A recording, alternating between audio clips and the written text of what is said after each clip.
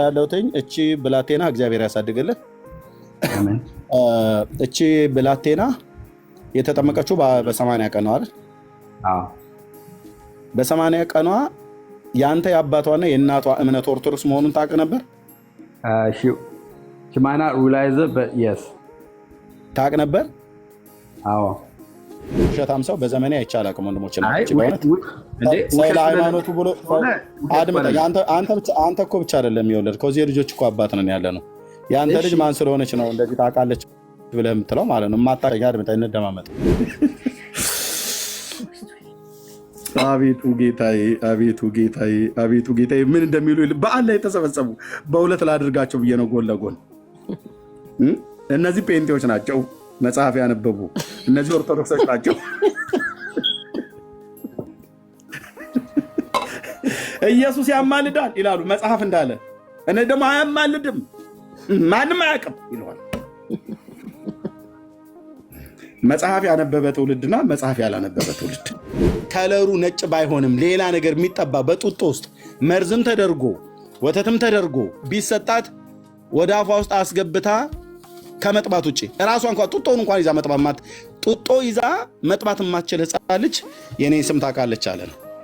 ለዚህን ያህል ለተጠየቀው ጥያቄ መልስ ለመስጠት ብለህ የዋሸኸው ብራዘር፣ የአንተ ብላቴና እግዚአብሔር ያሳድግልህ።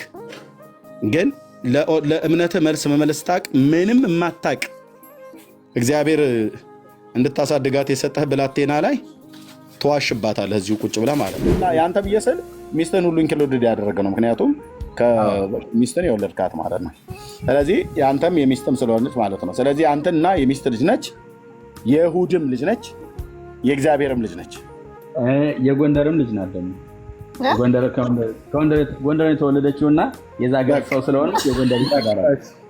በቃ መነንዬን የዚህ ጋር ቁም ያለች ተረትቻለሁ።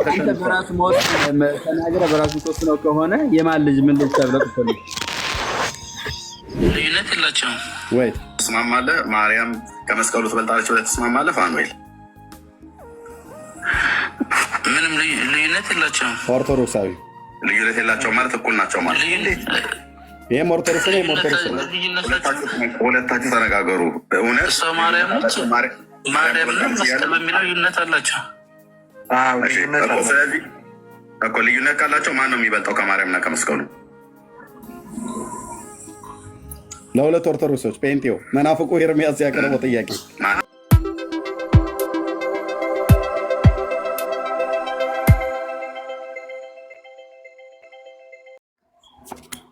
በደንብ ተነቦ ነው መታየት ያለበት ማለት ነው። የምንኩስና ትምህርት ነው፣ የእግዚአብሔርን የጽድቅ መንገድ የሚቃወም ትምህርት ማለት ነው። የእግዚአብሔር የጽድቅ መንገድ ሌላ ነው፣ የሰው የጽድቅ መንገድ ሌላ ነው።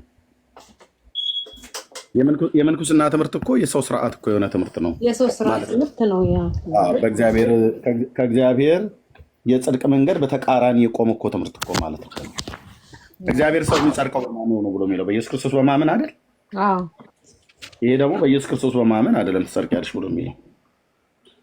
ተራራ ወጥተሽ ድንጋይ ቧጠሽ የሰው ስርዓት ፈጽሞ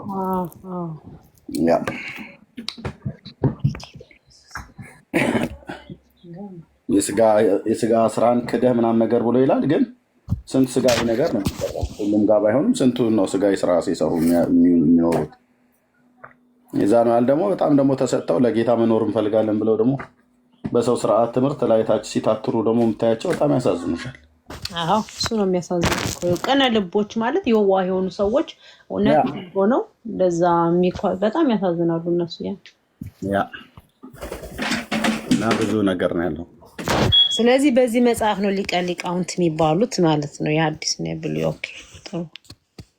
አዎ አንደኛው ነው መጽሐፈ መነኮሳት ማለት ነው። መጽሐፈ ሊቃውንት ደግሞ አለ እና ብሉይና ደግሞ አዲስ ኪዳን አለ። ብሉይ ኪዳንና አዲስ ኪዳን እንግዲህ በቃላቸው እኮ ነው የሚያውቁት።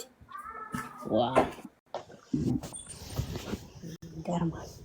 ግን መድረክ ላይ ቆሞ ሌላ ነው የሚያወሩት እነሱ። ብሉይና አዲስ ነው በቃሉ ያነበበ ሰው አይመስል ያወቀ። እነኝህ ያውቁታል፣ እነኝህ ያውቁታል። ቃሉን ግን ሲተረጉሙ ከእነሱ በፊት የነበሩ ልክ እንደነሱ ሊቃውንት ናቸው ተብሎ የተባሉትን አጣመው የሚተረጉሙትን አንድምታ እሱ ነው ተከትለው የሚሄዱት የአባቶቻችን ትርጓሜ ብለው ማለት ነው። ቃሉን እኮ ያውቁታል። ፈሪሳውያንም ጋር እኮ ቃሉን እኮ ያውቁታል። ግን ምንድነው ትልቁ ችግር? የፈሪሳውያን እኮ ችግር ፈሪሳውያን እኮ በጣም ሊመሰገኑበት እኮ የተገባ በጣም እኮ ቁልፍ ነገር አላቸው። ለምሳሌ የነቢያት መጽሐፍትና የሙሴ 5ቱ ብሔረ ኦሪት እኮ ቢጠፋ መጽሐፉ ቢጠፋ መልሰው ሊጽፉት እኮ የሚችሉ ሰዎች ናቸው እኮ ማለት በቃላቸው ይዘውት ማለት ነው። ቃሉን በቃላቸው ይዘውት ፈሪሳውያን በዚህ ሰዱቃውያንም በዚሁ በጣም ማንም ሰው አያማቸውም። ቃሉን ያውቁታል። ግን ቃሉን ሲተረጉሙት ግን የሚተረጉሙበት አተረጓጎም በቃ የማይገናኝ ወንድሞች እናቶች፣ በጣም እንደው እኔ ለጥቂት ደቂቃ እንኳን ስሰማው ያን ያህል ኮንኩኝ። እግዚአብሔር ለስንት ዘመን እንደዛ እያጣመሙ ሲያስተምሩ አይቶ እንዴት እንደሚያዘን አስቡ። ያላለውን አለ ብሎ ማለት ነው። የእውቀትን መክፈቻ ስለወሰዳችሁ ወየውላችሁ ብሎ ያላቸው ማለት ነው። ማለት የእውቀት መክፈቻ ማለት የቃሉን ብርሃን ወይ ደግሞ የቃሉን ትርጉም አጣመውት ማለት ነው። የቃሉን መክፈቻ ስለወሰዳችሁ ወየውላችሁ ወይ አትገቡ። የቃሉን ቶራን አንብቦ ሰው የነቢያትን መጽሐፍት አንብቦ ሰው ጤነኛውን ትርጓሜ ካላገኘው ስለ መሲሁ መምጣት የተናገሩትን ነቢያት ትክክለኛውን ትርጉም ካላገኘው ሰው አይጠባበቅም ማለት ነው። ለምሳሌ በዮሐንስ ወንጌል መጽሐፍ ምዕራፍ 7 ቁጥር 27 ላይ ሁሌ እናገራታለሁ። 7:27 ላይ ምንድን ነው የሚሉት? ይህ ከወዴት እንደሆነ እናውቃለን፣ ክርስቶስ ግን ሲመጣ ከወዴት እንደሆነ ማንም አያውቅም ነው እንጂ ያሉት። ማንም አያውቅም። 7:27 እስኪ ፖስት አድርጉት ያላችሁ ወንድሞች ከታች ኮሜንት ላይ ይህ ከወዴት እንደሆነ አውቀናል አሉ። ስለ ክርስቶስ ሲናገሩ ማለት ነው። በዓሉ ላይ ከተሰበሰበው ሕዝብ በሱኮት በዓል ላይ ዳስ በዓል ላይ ማለት ነው።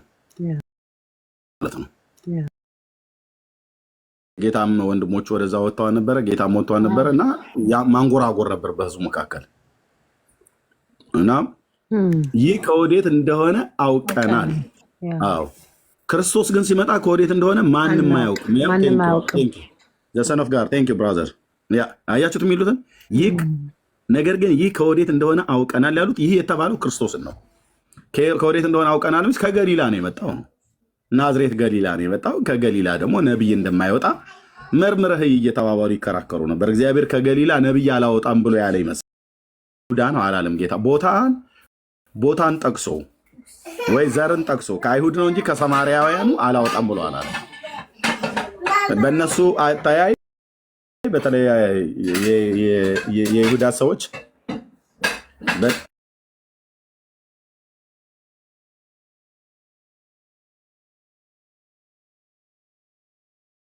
ተያይ ከገሊላውያን የገሊላ ሰዎች ሰሜኑ እስራኤል ስለሆነ ሰማርያውያን ስለሆኑ በቃ የነበራቸው ንቀት ይታወቃልና ነቢይ ከገሊላ ናዝሬት ወጣ ነው ወሬው የነበረው በወቅቱ የነበረው ማለት ነው።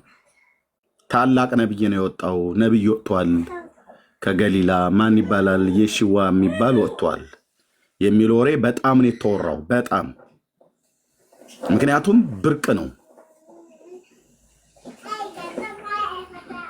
ነቢይ በዛ ዘመን ነበረ ማለት በጣም ስለ ዮሐንስም ቢመጣ ዮሐንስን ባይቀበሉትም ደግሞ የኢየሱስ መምጣት ከምልክት ጋር ከተአምራት ጋር ስለሆነ በጣም አስገርሟቸዋል። የዮሐንስ ምንም ምልክት የለውም። ተአምራት አላደረገም፣ ሙት አላስነሳም፣ አጋንንት አላስወጣም፣ በሽተኞች አልፈወሰም። በቃ በስልጣን ቃል የእግዚአብሔር መንግስት ነበር የሰበከው። የእሱ በስብከት ነው።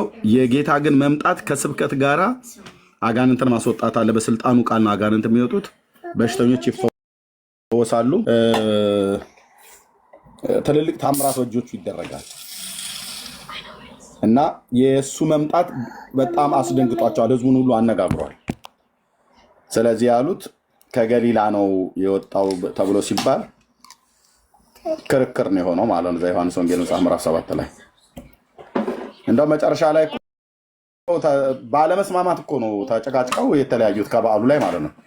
ያ በዓል የጭቅጭቅ በዓል ነው የሆነባቸው። ዳስ በዓሉ ላይ የጭቅጭቁ መንስኤ ምክንያቱ ኢየሱስ ነው። በኢየሱስ ጉዳይ በኢየሱስ ጉዳይ ላይ የሰሙትም እውነት ነው፣ ያዩትም እውነት ነው። ያዩት ፌክ የሆነ አይደለም። ከሱ በፊት በእንዲህ አይነት አመጣጥ የመጣ ለእስራኤል ራሱን የገለጠ መሲህ የለም። ለምሳሌ ኢየሱስን በጣም ልዩ ከሚያደርገው በስልጣኑ ቃል አጋንንትን አስወጥቷል። ለእውራን ማየትን ሰጥቷል። የአይነ ስውርን አይን ከፍቷል። የለም ከፍጥረት ዓለም አልተሰማም። እሱ ያደረገው ነገር በእሱ የተደረገ ነገር በኤልያስ አልተደረገም። ሙታን ቢያስነሳ ጌታ ኢየሱስ ክርስቶስ፣ ኤልያስ ቢያስነሳ ጸልዮ ነው። ጌታ ኢየሱስ ክርስቶስ ግን በስልጣኑ ቃል ነው ሙታን። ለምጻምን አንጽቷል። ሆኖ አያውቅም። ሂዱና ዮርዳኖስ ብቅ ጥልቅ በሉ ብሎ ልክ ኤልሳ እንዳለው ሳይሆን ሂዱ ሲላቸው ነው የነጹት። ሂዱ ለካህን ራሳችሁን አሳዩ ብሎ ሲል እንደዚህ ማለት ነው። እና በጣም ተወርቷል። ወሬው ሁሉ ስለሱ ዝናው ወጣ ማለት ነው። እና በጣም የሚገርመው ግን ድገማት ቁጥር 27 ላይ 27ቷን ዘ ሰን ኦፍ ጋድ ብራዘር ወይ ሲስተር ድገመው። ከዛ ቆይ ለምን እዚህ አልከፍትላችሁ?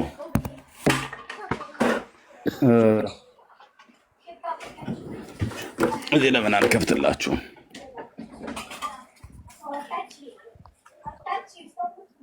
ለምንድን ነው ያላወቁት? እርሱ ከየት እንደሆነ ለምንድን ነው ያላወቁት? ይህ ከወዴት እንደሆነ አውቀናል ብለው ካሉ በኋላ ክርስቶስ ግን ሲመጣ ከወዴት እንደሆነ አናውቅም አሉ። አናውቅም አሉ። ማማ ሞባይሌ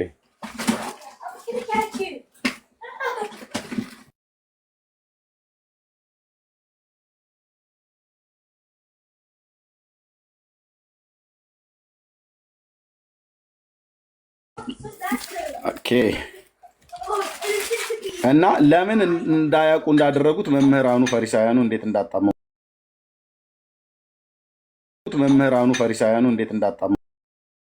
ከቁጥር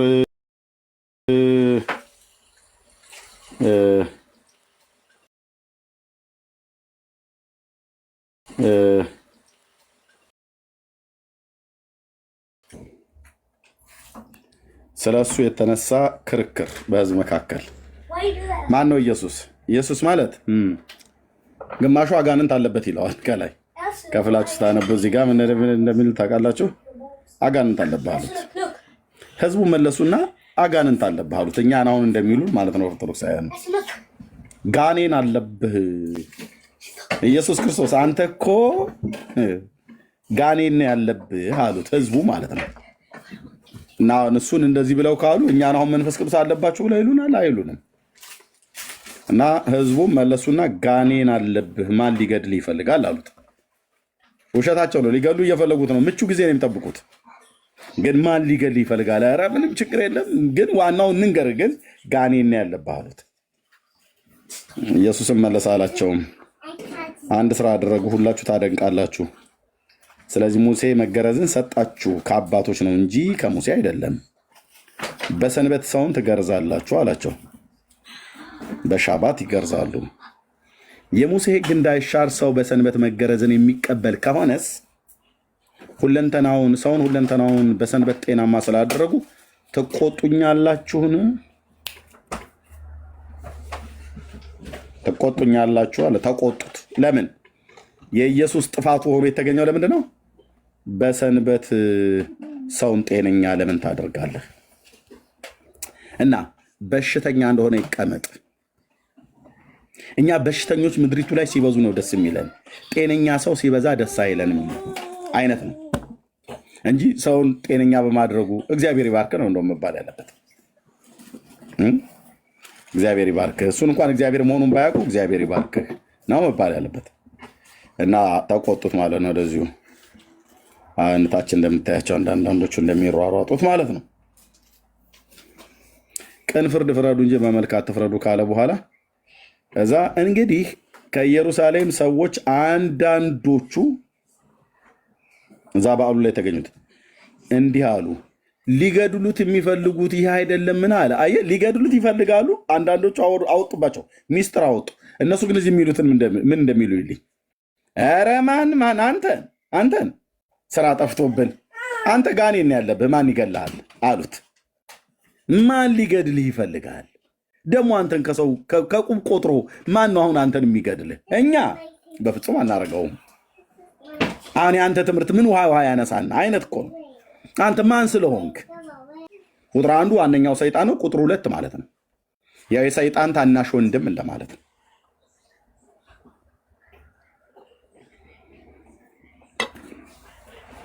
እዚህ ሊገሉት ይፈልጋሉ። ማን ሊገልህ ይፈልጋል? ለምንድን ነው ይሄንን ያለው? ሙሴ ሕግን አልሰጣችሁምን? ከእናንተ ግን ሕግን የሚያደርግ አንድስ እንኳን የለም። ልትገድሉ ለምን ትፈልጋላችሁ አላቸው። እሱ አውቆባቸዋል። እነሱ የሚያስቡት አንድ የ30 ዓመት ጎረምሳ ነው እዛ ጋ የሚያወራው። በቃ ከዚህ ያለፈ መረዳት የሌለው እንደ ሰው ገምቶ የሚናገር ምናምን ነገር ነው የመሰላቸው። ልባቸው ምን እንደሚያስብ ግን እንደሚያውቅ አላወቁትም። እነሱ አላወቁትም ማለት ግን ጌታ ግን ያውቃል። በምዕራፍ 2 ላይ ስለ ሰው አንዳች ማንም ሰው ሊመሰክርለት አያስፈልገውም ይላል። መጨረሻ ቁጥር ላይ ምዕራፍ 2 ማለት ነው። እናስ ሊገድሉት እንደፈለገ አውቋል። ስለዚህ ለምን ትፈልጋላችሁ ብሎ ሲል ኧረ ማን ይፈልጋል አሉ። አየህ ሲዋሹት ማለት ነው። እኛ በፍጹም እሱ አውቋቸዋል። እነሱ ግን ኧረ በፍጹም አንተን ማንም ሊገድልህ አይፈልግም። ምንም ታመጣው ነው ስብከትህ ሰው ላይ ምንም ተጽዕኖ አያመጣ ምናምን ነገር እኮ እንደዚህ ነው እኮ የሚያናንቅ ሃይማኖት ነው። አሁን ጴንጤን ደግሞ ምን ቁም ነገር ብለህ ምናምን ነገር ብሎ ይላል። ከዛስ ዘም እያለ በሬሳር እንደሚጨርስ እየጨረሰ ሲመጣ ከዛ ግምት ውስጥ ይገቡልሃል። እኔ የሚታየኝ በግምት የሚመስለኝ በ10 ዓመት ውስጥ ብን ብለው ይጠፋሉ እንደ ጭስ ብሎ ይልሃል አንዳንዱ ማለት ነው። ሌላኛው ደግሞ የለም እኔ በ5 ዓመት ነው የሚታየኝ ይልሃል። አንደኛው በ10 ብሎ ሲል በ5 ዓመት፣ ሌላኛው ደግሞ በ3 10 ዓመታት ውስጥ ግድ የላችሁም ይጠፋሉ ይላል። ሌላኛው ደግሞ ያው ሰንደሉ ለኩሶ መጥቶ ማለት ነው በጭስ ተመርቶ ይመጣልና እኔ የሚመስለኝ በዚህ 3 ወር ውስጥ ጾም ሳይፈታ ሁሉ ይጠፋሉ። በቃ እንደዚህ ነው እርስ በርሳቸው የሚያወሩት፣ አንዱም አይስማማ። ቆይ የጴንጤ መጥፋት ለምን ፈለጉት? ተጽዕኖ ካልፈጠረባቸው። ተጽዕኖ ምንድን ነው? የጴንጤ ተጽዕኖ ወንጌል ይሰብካል። ወንጌል የሰማው ትውልድ እኔ ዘርቼበት ከሆነ ጌርሳም ያጭረዋል። ጌርሳም ዘርቶት ከሆነ ሊያ ታጭረዋለች። ሊያ ዘርታበት ከሆነ በመነን በኩል እግዚአብሔር የሆነ ቦታ ብቻ ይታጨናል ማለት ይድናል ማለት ነው። ያሰው ሊገድሉት እንደሚፈልጉ አወቀባቸው። እነሱ ግን ማን ሊገድል ይፈልጋል አሉት።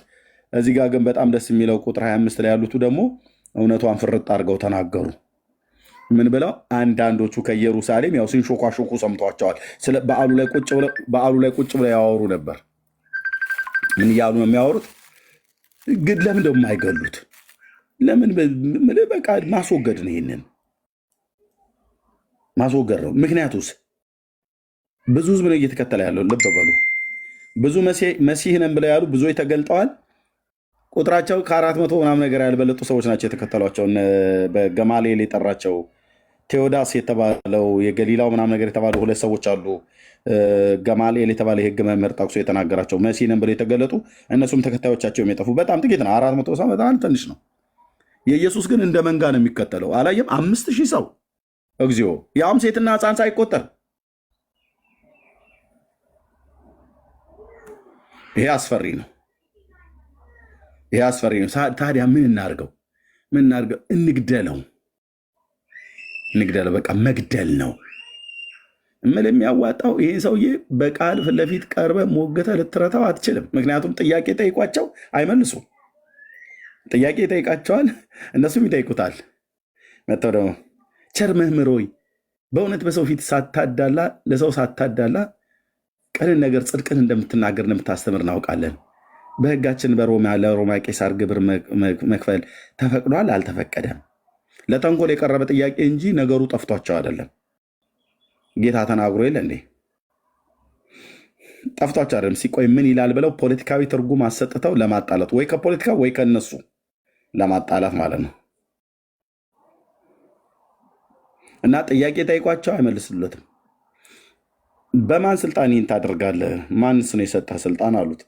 ያው አይ ከቤተ መቅደሱ አካባቢ ቀያፋ የሚባሉት እሳቸው ናቸው። ልክ ለጳውሎስ ደብዳቤ እንዳጻፈው የሆነ አጽፌ እኮ ነው ቀያፋ ናቸው ጽፈውልኝ የፈቀዱልኝና በስብከተ ወንጌል ተልኬያለሁ።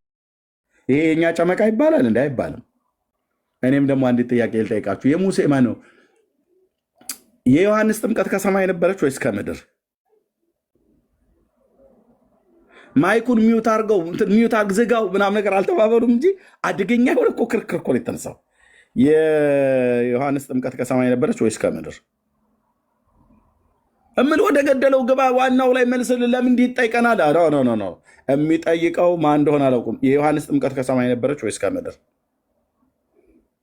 ስለ እኔ ከማውራቴ በፊት ስለ ዮሐንስ ጥምቀት ንገሩ። ምክንያቱም በዮሐንስ ጥምቀት ላይ እንዴት እያላገጡ ይናገሩ እንደነበር ይሰማ ነበር ያኔ። ታዲያ አንተ መጥምቁ ወይ አንተ ነቢዩ ካልሆንክ ለምን ታጠምቃለህ እያሉ ሁሉ መልክተኛ ልከዋል። ደግሞ አልተቀበሉትም። ያልተቀበሉት እነዛ ቱባ ያሉት እዛ ቁጭ ያሉት ናቸው ያልተቀበሉት። ህዝቡና አመንዝሮችና ቀራጮች ወደ እግዚአብሔር መንግስትን መግባትን ይቀድሟቸዋል ብለዋል። ምክንያቱም በዮሐንስ ጥምቀት ተጠምቀዋልና። እነሱ በዮሐንስ አይጠመቁም፣ ከከተማም አይወጡ። መልክተኛ ልከው ነው። እሺ ደግሞ ማነኝ ብላለህ አንተ ትላለህ፣ ጠጉራም ሰውዬ እያሉ ማለት ነው። ፀጉራም ስለሆነ ማነኝ ነው ያልከው? ለማጥመቅ ማነው ስልጣን የሰጠህ? ከየት ነው የመጣኸው? ህዝብ ሰብስበህ እዚህ የምታጠምቀው አንተ ማን ስለሆንክ ነው? ተምረሃል? ቶራህን ታናክን ታውቃለህ እንዴ? ነብይ ነው ወይስ ምንድን ነው? ቶሎ መልስልን እንጂ ለላኩን እንድንመልስ። እዚህ ጽሁፉ ላይ እንደተጻፈው አይደለም። አይናቸውን እያፈጠጡ ጻድቃንን መግፋት ስራቸው ስለነበረ ማለት ነው። የዮሐንስ ጥምቀት ከሰማይ የነበረች ወይስ ከምድር? ያው ፊልሙ ላይ እንደሚታየው ዞር ብለው አንሾካሾኩ። ምን እንበለው? ምን እንለዋለን? ቆይ ምን ብለን መልስለት? ያው ከሰማይ ነው ብለን ካለ ለምን አልተቀበላችሁም ብሎ ይለናል።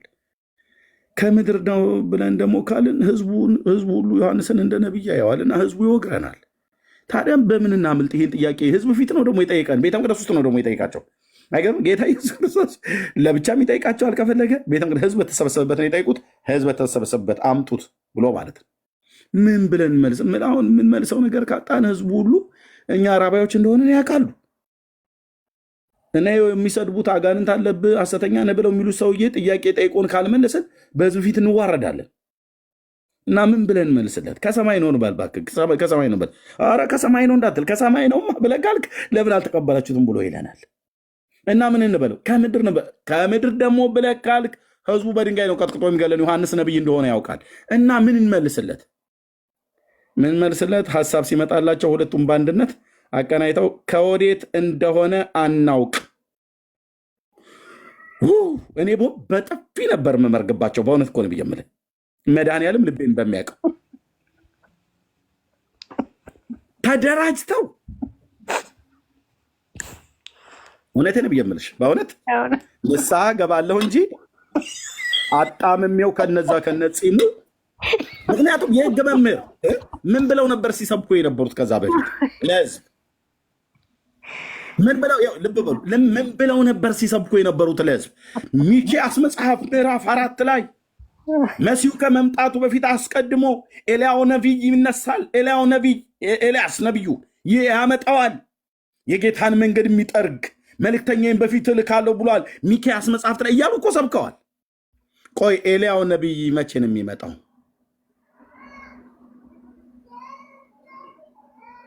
ተደራጅተውልሽ ህዝብም የሚያውቀውን ክደው እነሱም ያውቁታል። ከሰማይ መሆኑን ያውቁታል ማለት የዮሐንስ ጥሪ ከሰማይ መሆኑን ያውቃሉ።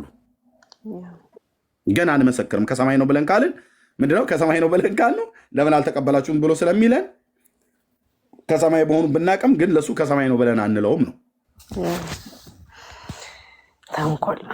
አያችኋቸው? ተንኮል። እሺ ከምድር ነው ብለን ደግሞ ብለንከን ከምድር ከሆነ ማለት እግዚአብሔር ያልሾመው ዝም ብሎ ራሱን የተነሳ ነው ብለንካል። ህዝቡ ደግሞ ዮሐንስ ነቢይ እንደሆነ አውቋል። እኛ ባናምነውም ያመኑን እኛ ብንክድም ህዝቡ ግን ዮሐንስን እንደ ነቢይ ነበር የሚያየውና ከዚህ የተነሳ ነው ህዝቡ ዮሐንስ ስር እየሄደ ያ ሁሉ ህዝብ ነው የተጠመቀው። በጣም ብዙ ህዝብ ነው የተጠመቀው በቤተ ራባ፣ በጣም ብዙ ማለት ነው። ከዮርዳኖስ ወንዝ ጀምሮ ሲያጠምቅ ነበር። ስለዚህ ምን እንበለው? በቃ ከወዴት እንደሆነ አናውቅ።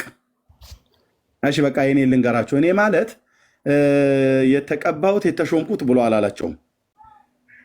እኔም በምን ስልጣን ይሄን እንደማድረግ አልነግራችሁም። በስመ አብ ጭፍጭፍ። አየ ለሰነፍ እንደ ስንፍናው በጠን መልስለት ማለት ይሄ ነው። ከወዴት እንደሆነ አናውቅም አይደል ያሉት። እሱም እኔም በምን ስልጣኔ እንደማድረግ አልነግራችሁም። ሊገሉት እንደሚፈልጉ አወቀባቸው። እነሱ ግን ረኛ ምን አሁን አንተ አሁን ከሰው ቆጥረው ማን ሊገድል ይፈልግ? እሱ ልትገሉኝ ስለምን ትፈልጋላችሁ አላቸው። ረኛ በፍጹም አንተ ልንገል አንፈልግም አሉ። አብረው ግን ሲዶሉት የነበሩ ሰዎቹ ከኢየሩሳሌም የነበሩት እንግዲህ ከኢየሩሳሌም ሰዎች አንዳንዶቹ እንዲህ አሉ፣ ሊገድሉት የሚፈልጉ ይህ አይደለምን? አየህ እነሱ እኮ ዋሽተው ነበር። ህዝቡ ዘንድ ግን ተደርሶ ነበር ወሬ። ያንን የገሊላውን ሰውዬ ካገኛችሁት ንገሩን፣ በቃ እሱን ሰውዬ ማስወገድ አለብን ብለው ዘመናቸውን ሁሉ ነበር የሚፈልጉት። ምቹ ጊዜ ጠብቁ ነበር። ምቹ ጊዜ፣ አቻ ጊዜ። ህዝቡንም ፈርተዋል። ምቹም ጊዜ ጠብቁ ነበር። የሆነ ነገር የሚያገጣጥምላቸው የሆነ ቦታ ላይ እጄ ላይ ቢጥለው ኢየሱስን እኮ እያሉ ማለት ነው። ይህንን አሳች እኔ ነበርኩ መጀመሪያ ድንጋይ ሩሬ የምገለው ነበር እያሉ በልባቸው ጻድቁን ጌታ ለመግደል ይፈልጋሉ። እሱ አውቆባቸዋል። በልባቸው ሊገሉት እንደፈለጉ። ለምን ልትገሉት ይፈልጋሉ? ኧረ እኛ ማንም ሊገል አልፈልገም። እነሱ እሱን የሚደብቁት ሰው ነው ብለው ነው። እሱ ግን አምላክ ስለሆነ ያውቃል። ህዝቡ ግን እዚህ ጋር ምን እንዳለ ሊገሉ የሚፈልጉት አይደለም። ምን ከዛስ እነሆ በግልጥ ይናገራል። አንዳች አይሉትም ማለት በግልጥ የሚናገረው የት ነው? በዓሉ ላይ ማለት ነው። በግልጥ ኢየሱስ ተደብቆ አይደለም የሚለው ሲሰብክም ሲያስተምር በግልጥ ሲናገር እንደ ጸሐፎች ሳይሆን እንደ ባለስልጣን ያስተምራቸው ነበር። በግልጥ ነው የሚናገረው። እንደ ባለስልጣን ነው የሚናገረው። የኔ ጌታ ስም ይባረክ። አለቆች ይህ ሰው በእውነት ክርስቶስ እንደሆነ በእውነት አወቁን አለ። ህዝቡ ራሱ ጥያቄ ሆነበት። እምልህ ለምንድነው ዝም ያሉት? ግን ባለፈው እኮ እንገለዋለን ብለው ሲሉ እኮ አውቀ ነበር። እና እምልህ ለምንድነው ግን ዝም ያሉት? ይኸው በግልጥ ይናገር የለ እንዴ? በየበዓሉ በየምኩራቡ በየርንበት እየሄደ ፋሲካን ስናከብር ቤተ መቅደስ ሄዶ ዳስ በዓል ስናከብር በዓለ ሃምሳን ስናከብር በየቦታው ነው። በግልጥ ነው የሚናገረው። እነሱ እንገለዋለን እያሉ በየቦታው ያወራሉ። ለምንድን ነው ግን የማይገሉት? ህዝብ ደግሞ ይከተለዋል። ምልክት በእጁ ይደረጋል።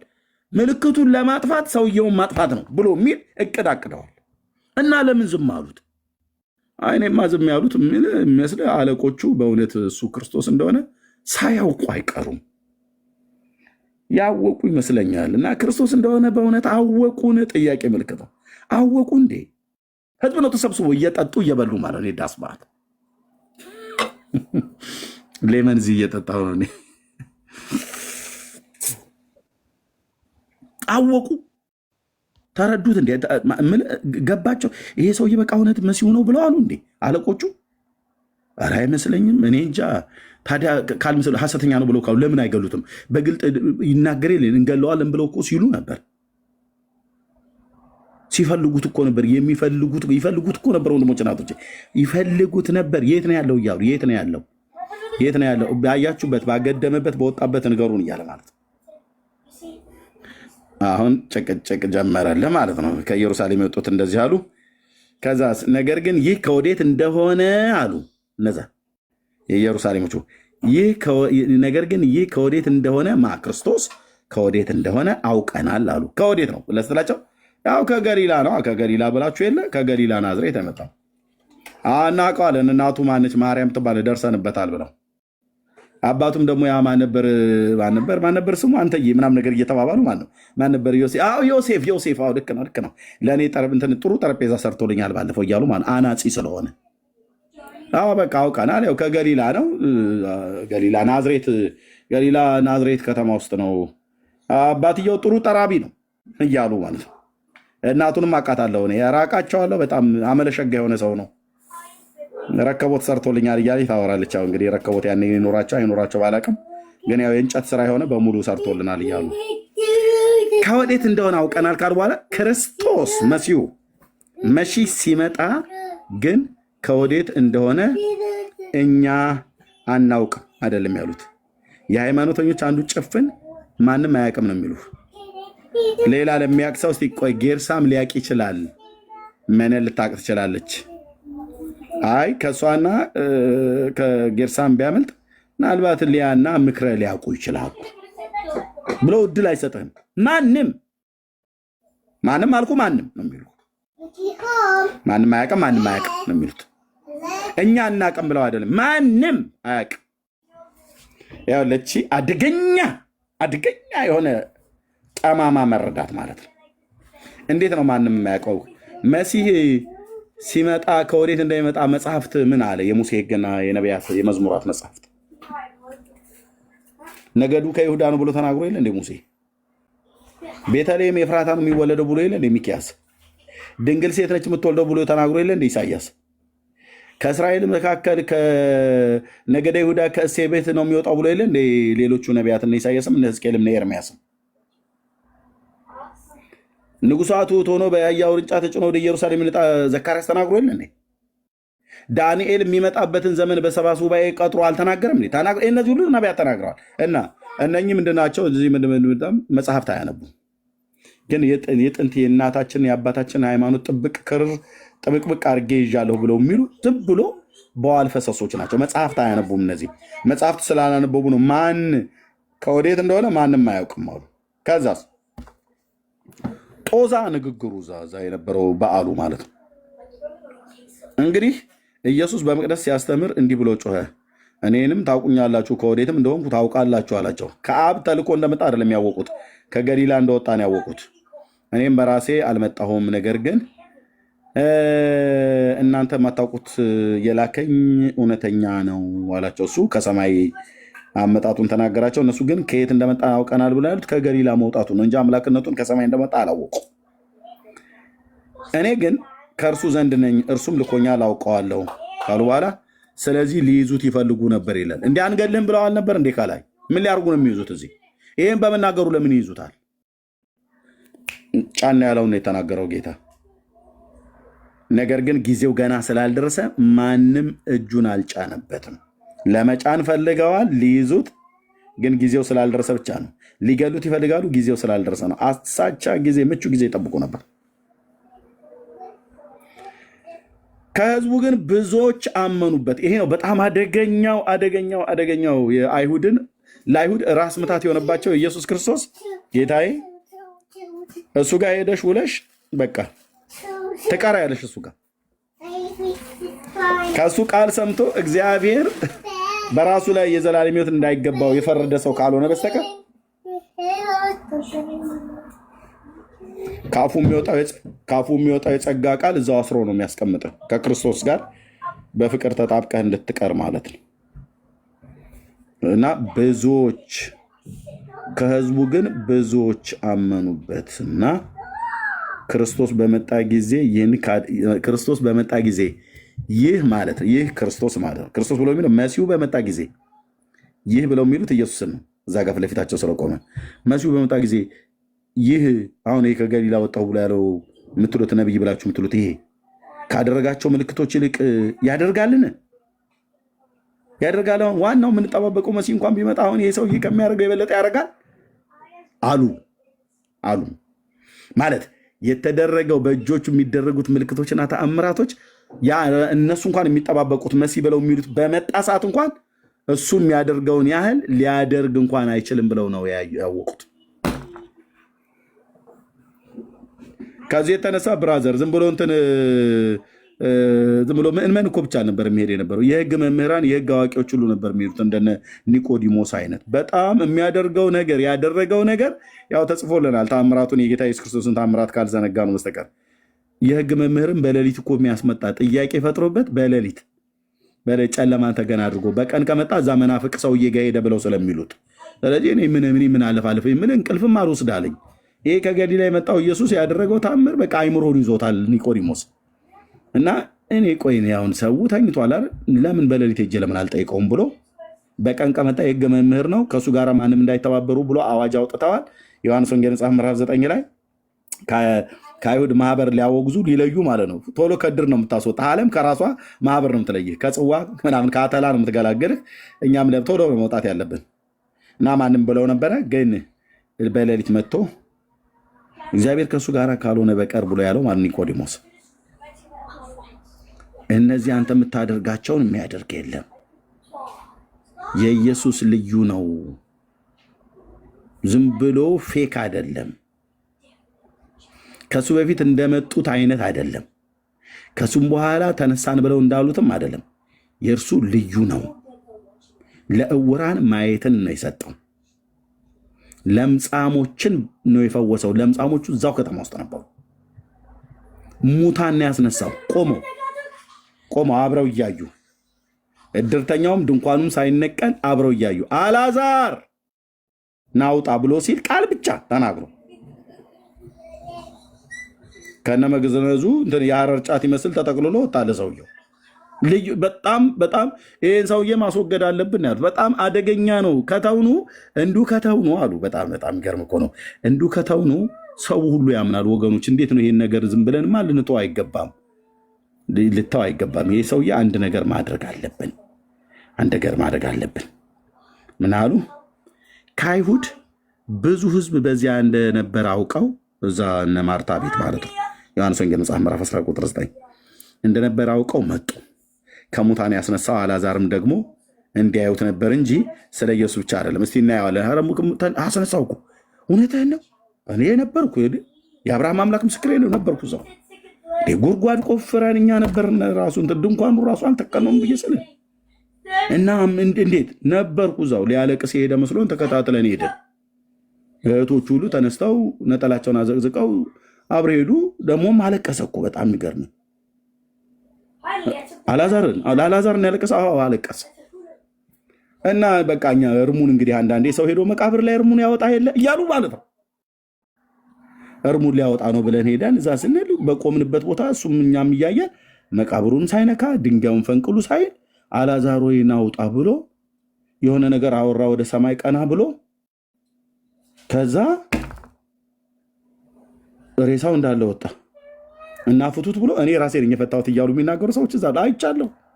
ከዚህ የተነሳ ነው ወሬው ስለተሰማ ስለ አልዓዛርንም ደግሞ እንዲያዩ እናያለን። እስኪ ይሄንን ያወራችሁትንም እናረጋግጣለን።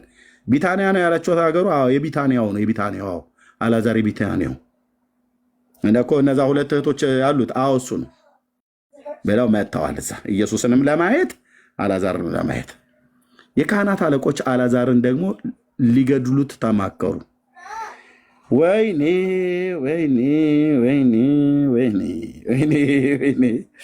ኢየሱስ ሕይወት ይሰጣል፣ እነሱ ይገላሉ። ሃይማኖተኛ እንደዚህ ነው። ኢየሱስ ሕይወት ይሰጣል፣ ኢየሱስ ከሙታን ያስነሳል። ሃይማኖተኞች ግን ወደ ሙታን መንደር ይልቁሃል። በትምህርታቸውም በእጃቸውም ገለው ከፈለጉ በትምህርት ጨፍጭፈው ከኢየሱስ ይለዩሃል። ያም ሞት ነው። ከሆነስ እጃቸው ላይ ባለ መጥረቢያ ቀጥቅጠው ምን እናድርግ? በጣም ብዙ ህዝብ ነው የተሰበሰበው እዛ ይታያል። በጣም ብዙ ህዝብ እንደነበረ አውቀው ይላል። በጣም እንዲህ ቃላት አይደለም። ሙትን እኮ ነው አስነሳ የተባለው ታውቃለህ። ያውም ጠርቶት እንዲህ አይነት ነገር በኤልያስና በኤልሳ ዘመን ብቻ ነው የተሰማው። ሙት ተነሳ ብሎ የሚል ማለት ነው። ይሄ ደግሞ ማን ነው? ከገሊላ ነው። የዮሴፍ ልጅ ይባላል። የዮሴፍ ልጅ አይደለም። እነሱ ዝም ብለው የዮሴፍ ልጅ ብለዋሉ እንጂ። ከዛ ምን እናድርግ? ይህን ሁሉ ህዝብ መበተን አለብን። ምክንያቱም እንደዚሁ ከተውነው ይታይል። ቆይ ከአይሁድ ብዙ ሰዎች ከእርሱ የተነሳ ከአልዓዛር የተነሳ ሄደው በኢየሱስ ያምኑ ነበር። ስለዚህ አሁን ሊያስቆሙት አልቻሉም። ይህን ሰውዬ ገላትያ፣ ኤፌሶን ብለህ ጠቅሰህ ልትሞግተው በዲቤት ምናምን ነገር ተከራክረህ ልታስቆሙ አችልም። ስለዚህ ለማስወገድ ህዝባችን በሱ እንዳያምን ለማስወገድ አንደኛ ራሱን ኢየሱስ ብላችሁ የምትሉትን መግደል ነው ብለው ሰንቀዋል። ሁለተኛስ ምልክት እናጥፋ። ምን እናድርግ? በቃ ህዝቡ ወደ እሱ እንዳይመጣ ከፈለገ አሁን ነገም ሰውዬ አልዓዛር ከሙታን ተነሳ የሚባለው ነገር ሰምቷል። እኛም መተን አዩ አረጋገጡ እና መተው እርግጠኛ ነኝ እንደሚጠይቁት ማን ነው ስምህ? አልዓዛር እባላለሁ። ሞተ ነበር? አዎ ሞቶ ነበር ትላለች እህትየዋ ደግሞ። ሞቶ ነበር ከ4 ቀን በፊት። እና ይሄ ከገሊላ ናዝሬት መጣው ብላችሁ የምትሉት ኢየሱስ አስነሳው የተባለው እውነት ነው? አዎ እውነት ነው። እኔ ነኝ የተነሳሁት ከሙታን። ስለዚህ ዞር ብለው ነው ያወሩት። አየህ ምን እናድርግ? የካህናት አለቆች ምን እናድርግ? እንግደለው። የሃይማኖተኞችና የሰይጣን መጨረሻ አቅሙ መግደል ነው። ህይወት መስጠት አይደለም፣ መግደል። ተክቢር ይልልሃል እንደናኛኞቹ ማለት ነው። እንገላሃለን ካሉ በኋላ መግደል ነው። አይ በቃ የሚያዋጣው መግደል ነው አሉ። አልዓዛርን ለመግደል ተማከሩ። ኢየሱስንም ለመግደል ተማከሩ።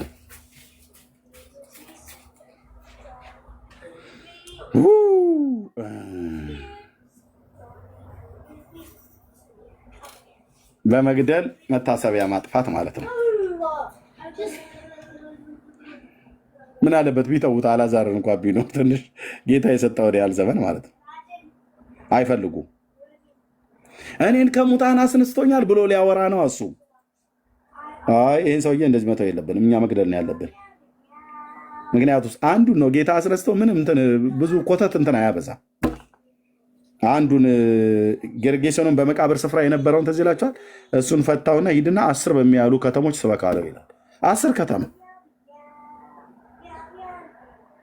ከተማ ሄዶ ምን እንደሚያወራው ያዳነኝ ኢየሱስ ነው። ሰውየው ይታወቃል። እዛ በመቃብር ስፍራ ራሱን በድንጋይ ይደበድብ የነበረ ሰንሰለቱን ይበጣጥስ የነበረ ሰዎች በገሊላ ባህር ላይ ባሉት በነዛ 10 ከተሞች ውስጥ ያለ ማህበረሰብ ስለሱ ሰምቷል፣ እሱን አይቷል።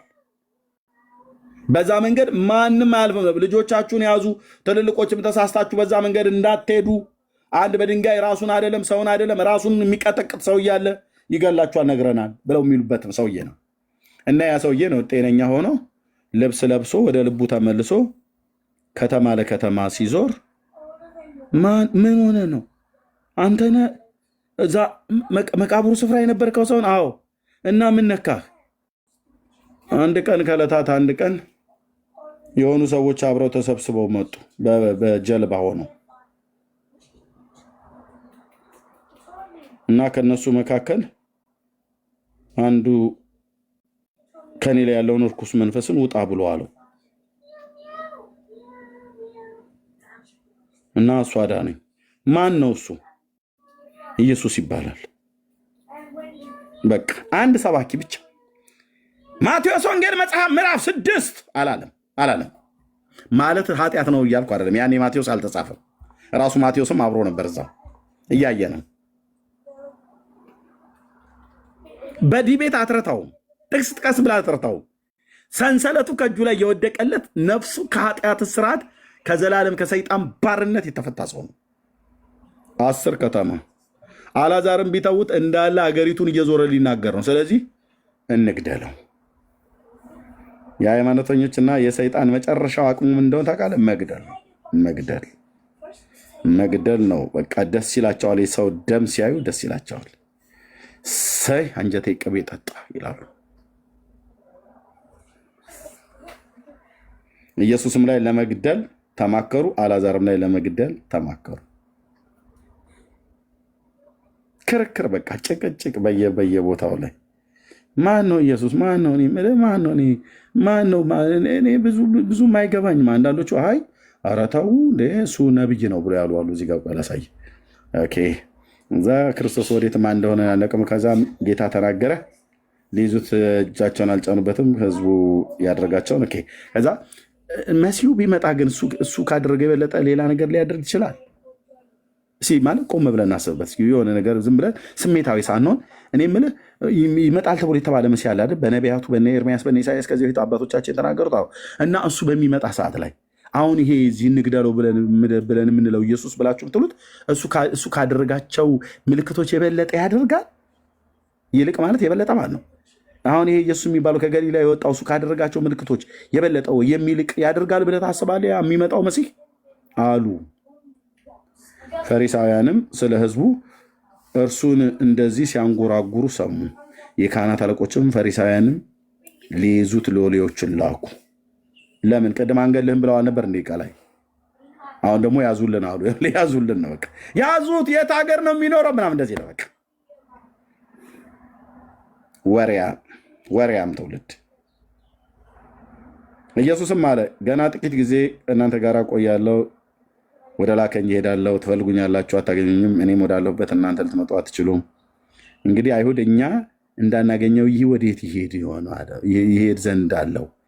በግሪክ ሰዎች መካከል ተበትነው ወደሚኖሩት ሊሄዱ ነው። እዛ ግሪክ ሰዎች በአሕዛብ ሀገሮች ከተበተኑት ውስጥ ግሪክ ውስጥ የሚኖሩ አይሁዳውያን ነበሩና ወደ እነሱ ሊሄዱ ሆን የግሪክ ሰዎችን ያስተምር አለውን አሉ። አልተግባባም። የኢየሱስን ንግግር አልተግባቡም። እንኳን ላልተከተሉት አይደለም ለተከተሉት ለነ ጴጥሮስ ራሱ ምሳሌው ተርጉምልን ብለው ነው።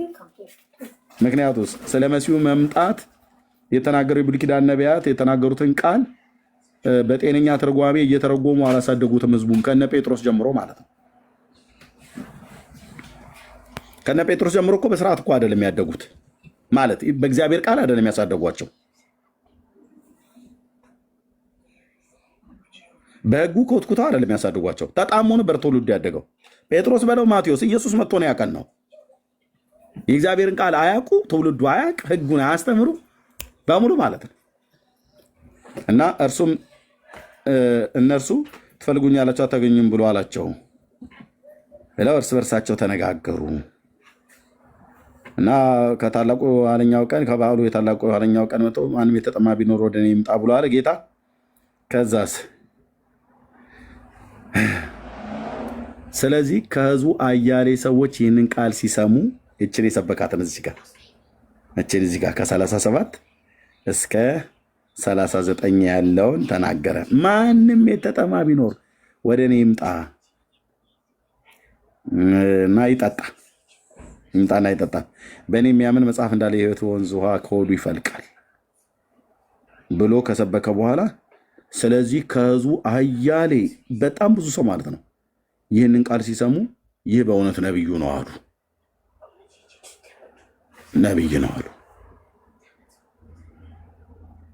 በቃ በየፌርማታው እዚህም ተሰብስበው ያወራሉ። እዚህም ተሰብስበው ማንሾካሾክ ነው።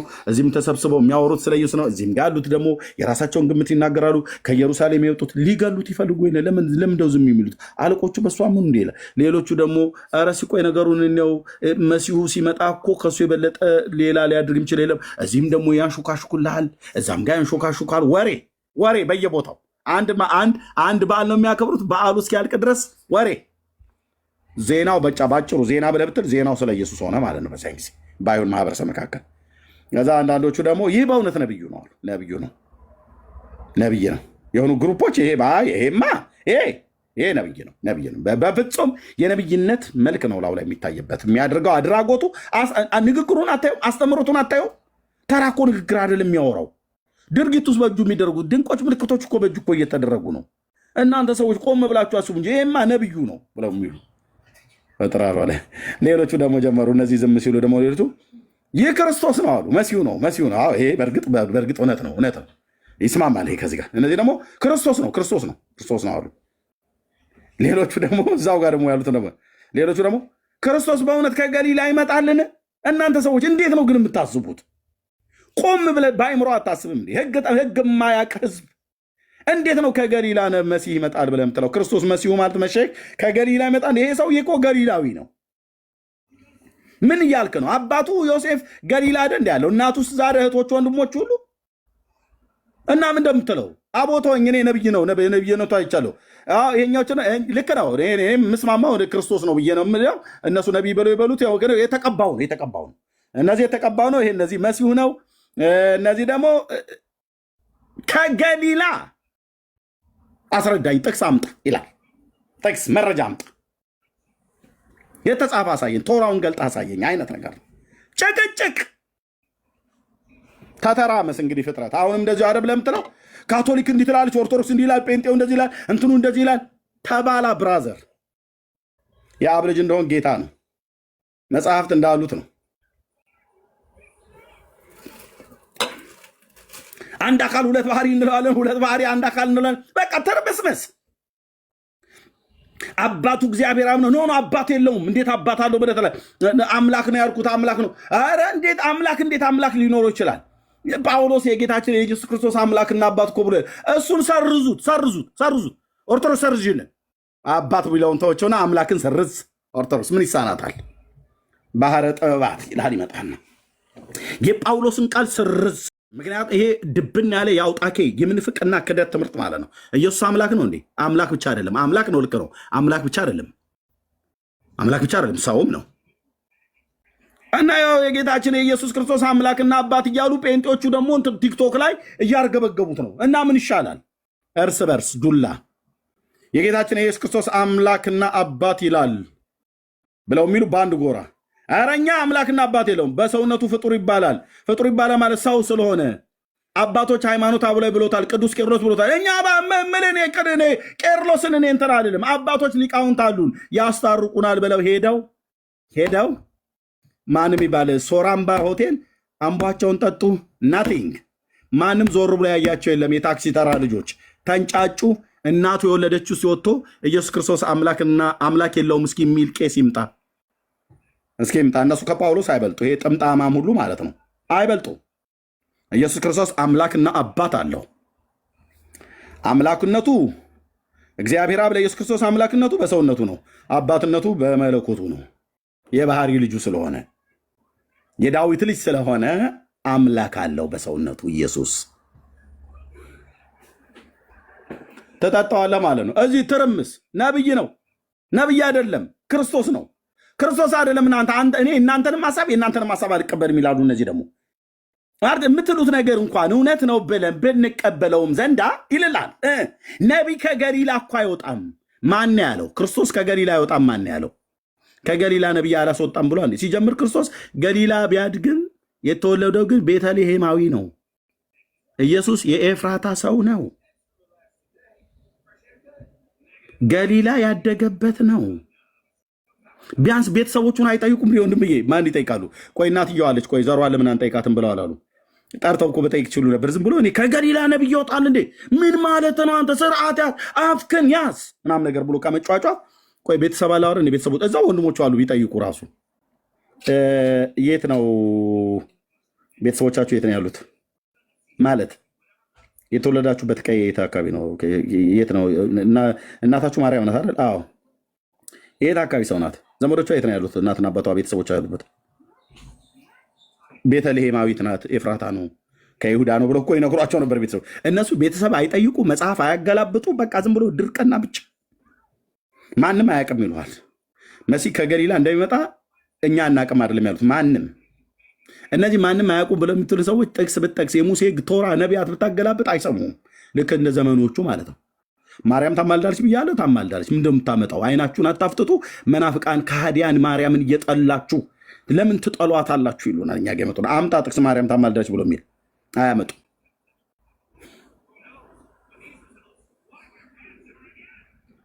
ኦኬ፣ ጭቅጭቅ ነብዩ ነው ክርስቶስ ነው። እኛ ነብይም ነው ክርስቶስም ነው ብለን አንልም፣ ከገሊላ ስለማይወጣ። ሌሎቹ ደግሞ መጡልና እዛው ደግሞ አሁን የቆሙት አሁን እነዚህ ይሄኛው ትውልድ ነው፣ ይሄ ትውልድ ነው የሚያስፈልገው ክርስቶስ አሉ። መሲሁ ዳዊት ከዳዊት ዘር አየሁ ያነበበ እንደሚናገር ከዳዊት ዘር ዳዊት ከነበረባት መንደር ከቤተልሔም እንደሚመጣ መጽሐፍ አላለምን አሉ። አየ እነዚህ መጽሐፍት ያነበቡ ናቸው። አሁን እነዚህን ሰዎችና እነዚህን ሰዎች አገናኝልኝ። ሁለቱን እነዚህን ሁለቱን አገናኝልኝ እስቲ። አቤቱ ጌታዬ ቁጥር 42ቶችንና ቁጥር 27ን ብቻ አገናኝልኝ። እዛው ማህበሩ እዛው ስብሰባ ላይ ያሉት እዛ ጥግ ጥግ ሆኖ አጥንቱን የሚግጠው ሰውዬ ማለት ነው። ዳሱስ ቁጭ ብሎ የዳስ በዓል ነው። ዳሱስ ቁጭ ብሎ ነው ከእስራኤል ከግብፅ ምድር የወጡበትን እሱን እያሰቡ ማለት ነው። እዛኛው ዳሱ ውስጥ ነብይ አይደለም ብያለሁ። ነብይ አይደለም መሲሁ ነው ክርስቶስ ነው አይደለም እንዴ? እኔ ክርስቶስ ነው እያልኩ ለምንድን አይደለም? ክርስቶስ አይደለም። እሺ ክርስቶስ ባይሆን ክርስቶስ ቢመጣ እሱ ካደረገ የበለጠ ሊያደርግ ይችላል ወይ ደግሞ ብሎ የሚሏሉ። ጭቅጭቅ ድንኳኖቻቸው ውስጥ ኦርቶዶክስ በሚባል ድንኳን ውስጥ ሆነ ይጨቃጨቃል። አይስማማም፣ እርስ በርሱ ይባላል ማለት ነው። እንደ ምድረ በዳ ቀበሮ ይባላል በኢየሱስ ክርስቶስ ጉዳይ። እግዚእነ አምላክነ መድኃኒነ እያለ ማለት ነው። ግን መድኃኒነ ብሎ ያለውን አምላክና አባት የለውም ተብሎ ሲባል በፍጹም እንዴት ሆኖ ምን የምታወሩት? ቅዠታችሁን እዚህ ዝም ብላችሁ የመናፍቃን ትምህርት ይላል። እውነትህን ነው፣ እውነትህን ነው አንተ ሰውዬ፣ እውነትህን ነው። መድኃኒዓለም ይፋረደኝ አልኩህ። ይሄ ገለባ መረዳታችሁ ሁሉ ዜሮ ይገባል ማለት ነው። ኦኬ እሺ፣ እዚች ጋር አንዴ ከፍ ላድርጋት። ኦኬ እስቲችን ይህን ጎለጎን ነው ብዬ ነው። ዮሐንስ ወንጌል መጽሐፍ ምዕራፍ 7 ቁጥር 42 7 42 ነው 42ቶች እና 37 እናገናኛቸዋለን። ዲቤት ዮሐንስ 7 27 እና ዮሐንስ 7 42ቶች እርስ በርስ ተነጋገሩ። እኛ ሪከርድ እናደርጋለን። እኛ ሪከርድ እናደርጋለን። እኛ ታብታብ እያደረግን እንሰማለን።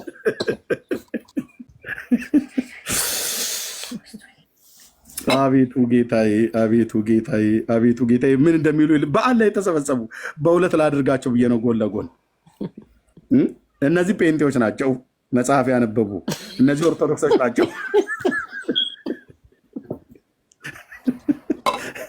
ኢየሱስ ያማልዳል ይላሉ መጽሐፍ እንዳለ፣ እኔ ደግሞ አያማልድም ማንም አያውቅም ይለዋል። መጽሐፍ ያነበበ ትውልድና መጽሐፍ ያላነበበ ትውልድ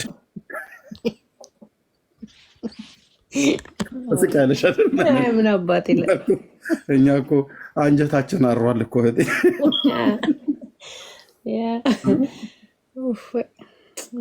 ተነጋገሩ ብለን እንዳሉ ማለት ነው። ባለፈው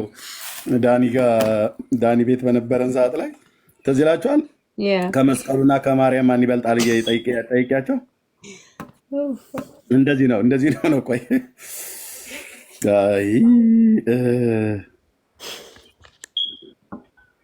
እዚህ ጋር ወንድምነት ቲክቶክ ላይ ልሂድ። ቆይ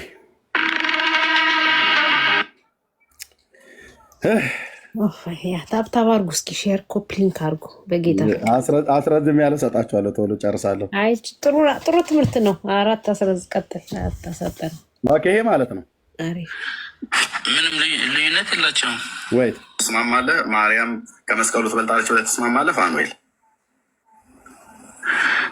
ምንም ልዩነት የላቸውም። ኦርቶዶክሳዊ ልዩነት የላቸው ማለት እኩል ናቸው ማለት ይህም ኦርቶዶክስ ነው፣ ይህም ኦርቶዶክስ ነው። ሁለታችሁ ተነጋገሩ። እውነት እሷ ማርያም ነች፣ ማርያም መስቀል በሚለው ልዩነት አላቸው። ስለዚህ እኮ ልዩነት ካላቸው ማን ነው የሚበልጠው ከማርያምና ከመስቀሉ? ለሁለት ኦርቶዶክሶች ጴንጤው መናፍቁ ኤርሚያስ ያቀረበው ጥያቄ ፋኒል ያንተ እኮ ነው ልዩነት አላቸው የምትለው። ማርያም እኮ ነው፣ ግልጽ እኮ ነው። እናንተ ተነጋገሩና መልሳችሁን አሳውቁኝ። ቀጥዬ እጠይቃለሁ። በጣም ግልጽ እኮ ነው ፋኒል እኮ። እሺ በልሽ። እሺ አልታወቃለትም። እሺ ያለ በቃ እንደዚህ ነው የሆነው። ዮሐንስ ወንጌል መጽሐፍ ላይ እንደዚህ ነው የሆነው።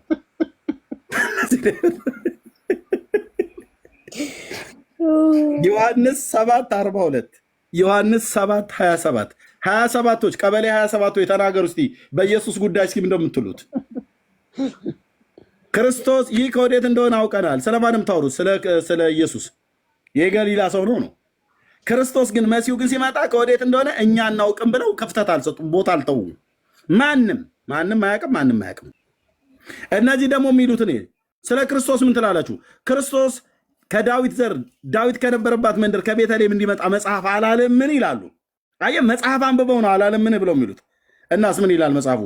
እንግዲህ ከእርሱ የተነሳ በሕዝቡ መካከል መለያየት ሆና ይላል። ለበዓል ተሰብስበው አልተስማሙም። በኢየሱስ ክርስቶስ ጉዳይ ትበታተናለህ ማለት ነው።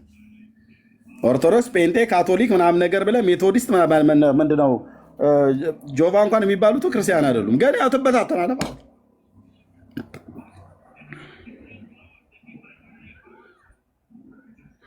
ለዚህ የዳረጓቸው እነማን ናቸው? እነዚህስ መጽሐፍ አንብበዋል። ይኸውልህ መጽሐፍ አንብበው ከናዝሬት መሆኑን ነው ከገሊላ መሆኑን ነው ያልተስማሙት። ከገሊላ አይደለም አሉ። እውነት ነው። ነቢይ ከገሊላ ይመጣል ብሎ የሚል ጌታ አልተናገረም። ልክ ናቸው። በአንድ ጎን አይመጣምም ብሎ አልተናገረም። ይመጣልም ብሎ የተናገረበት ቦታ የለም። ልክ ናቸው እነዚህ እዚህ ጋር የተናገሩት ማለት ነው። ታዲያ ከየት ነው የሚለው ታዲያ መሲህ ከገሊላ አይመጣም ብለው ካሉ በኋላ የሚመጣው ግን ዳዊት ከነበረባት መንደር ከቤተልሔም እንዲመጣ መጽሐፍ አላለምን ብለው መጽሐፍ ነው የያዙት። እነዚህ ሰዎች በምንም ልትረታቸው አችልም። እውነታቸውን ነው። ሚኪያስም ያለው ይህንን ነው። ኤርሚያስም ሕዝቅኤልም ያሉት ዳንኤልም ያሉት እነዚህን ነው። ከዳዊት መንደር ከቤተልሔም ነው ይመጣል ብለው ያሉት ኤፍራታ። በቤተልሔም አውራጃ ውስጥ ያሁን ኤፍራታ የምትባል ትንሽዬ መንደር ማለት ነው። ከዛ ነው ይመጣል ያሉት። እነዚህን ሞግተ ልትረታቸው አትችልም። እነዚህ ሲጠይቁም አንብበው ነው መጽሐፍ አላለምን ነው። አሁን መጽሐፉ ምን አለ ነው። ኦርቶዶክስ ምን አለ አይደለም ስለ ኢየሱስ። ጴንጤ ምን አለ አይደለም ስለ ኢየሱስ። ካቶሊክ ምን አለ ስለ አይደለም ስለ ኢየሱስ። መጽሐፉ ምን አለ ነው መጠየቅ ያለበት። ታናኩ ምን አለ? የሙሴ ሕግና የነቢያት የመዝሙራት መጽሐፍት ምን አለ? ኢየሱስ ያማልዳል አለ ወይስ አያማልድም አለ? ያማልዳል ነው ያለው። ኢየሱስ ፈራጅ ነው አለ? አዎ ፈራጅም አማላጅም ነው ብሏል። ኢየሱስ ፍጹም አምላክም ፍጹም ሰው ነው ብሎ እንዳለ ኢየሱስ የይሁዳም አንበሳ ደግሞም የመስዋዕት በግም አንበሳም እንዴት ሊሆን ይችላል? ወንድሜ እንዴት አንዱን ኢየሱስን በበግም በአንበሳም እንዴት ተመስለዋለህ? በግም ነው አንበሳም ነው፣ አምላክም ነው ሰውም ነው፣ ፈራጅም ነው አማላጅም ነው፣ ሁሉ በሁሉ ነው። በቃ እየጎመዘዘህም ቢሆን መዋጥ ነው። እነዚህ መጽሐፍ ጠቅሰው ነው የሚያወሩት። እነዚህ ግን መጽሐፍ የሚባል አንብቦ አያውቁም። ከወዴት እንደሚመጣ አናውቅም ነው ያሉት። እነዚህ ግን ከወዴት እንደሚመጣ ያውቃሉ። ያላችሁ ዳዊት ከነበረበት ከቤተልሔም እንዲመጣ መጽሐፍ አላለምን? ሁለቱም አይሁዶች ናቸው። 42 እና 27 ማለት ነው። በዲቤት ሕግ ቢሆን እነዚህ ይጨመቃሉ፣ እነዚህ ይጨምቋቸዋል ማለት ነው። ሁለቱም በአንድ በዓል ላይ ነው ያሉት። ሁለቱም አይሁዳውያን ናቸው። ሁለቱም የሚያወሩ ስለ መሲሁ ነው። በአንድ ምዕራፍ ውስጥ ነው ያሉት። 27ኛው ቁጥርና 42ኛው ቁጥር ላይ ያሉት። ከዚህ የተነሳ በሕዝብ መካከል መለያየት ሆነ ይላል። እንዴት አይለያዩ? ትበታተናለህ አልኩ። መጽሐፍ እንደሚል የማታወራ ቤተክርስቲያን ትበታተናለች። ጴንጤው ስለ ኢየሱስ ክርስቶስ መጽሐፍ እንደሚል የማይናገር ከሆነ ድራሹ ነው የሚጠፋው አልኩ። ተበትኖ ነው የሚቀረው። ኦርቶዶክስ ሲሆን ብትንትኑ ነው የሚወጣ አልኩ። በሲኖዶስ አንድ አድርገህ ከላይ ልታስቀምጠው ትችላለህ። ምን ብለህ ወጨጌ ዘመንበረ ተክለ ሃይማኖት ብለህ ማለት ነው። እና ሌላ አጨጌዎች ይነሱልሃል፣ ይፈለፈላሉ። አሁን እንዳየኑ ወጨጌ መንበረ ሰላማ ብላለች ትግራዋይ። ወጨጌ መንበረ ጴጥሮስ አለ ኦሮሚያ። ጎጃም ላይ ደግሞ ቅባት አለልህ። እነ እህተ ማርያም እነ ጀማነሽ እኮ ወጨጌ ዘመንበረ ምንድነው ንግስት እንዳትንቅ፣ ሴትን እንዳትንቅ፣ ብራዘር እንዳትንቅ። ሌላ እኮ እሷ ራሱ የምድሪቱ ፓትሪያርክ ሆናለች። ጾሟን እኮ ባለፈው ሳምንት ፈታችልህ።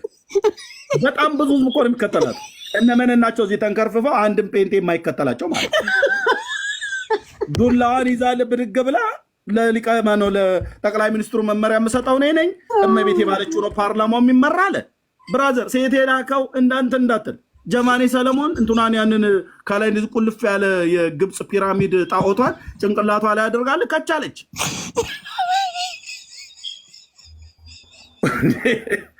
መንግስቱ ኃይለማርያም እኮ ወገን እንዴት ነው እኮ ብሎ ያለው እኮ ህዝብ እኮ እያለቀ ነው። አንተዬ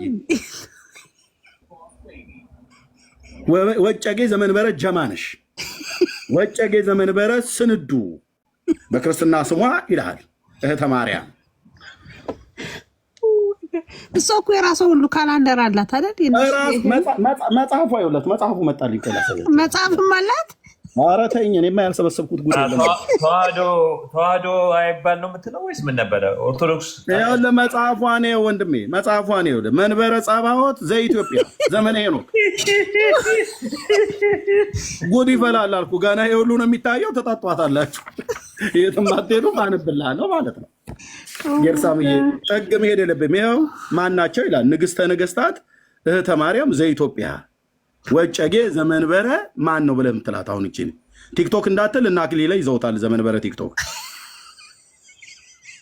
ያው ጳጳሳቱ በእሷ ዘንድ ያሉት ብፁዕነታቸው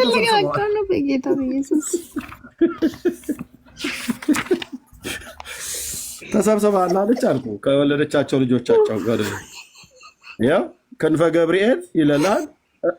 እኔ ሴር ምሻ ታዲያ ክንፈ ሚካኤል ብዬ አላጽፍም እንዴ? ሎል ክንፈ ገብርኤል ሐራ ዘተዋህዶ ይልላል። ነው የምጠላው እሷ ጴንጤን ትወዳለች ብለህ ነው? እሷ አትረግርጋ ኦርቶዶክስ አይባልም ትላለች እኮ። ኦርቶዶክስ ግሪክ ነው የሰጠን ነው ምናምን። ኦርቶዶክስ አትበሉ።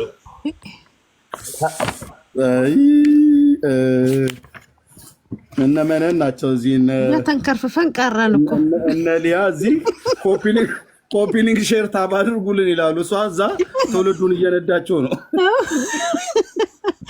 እውነት ነው።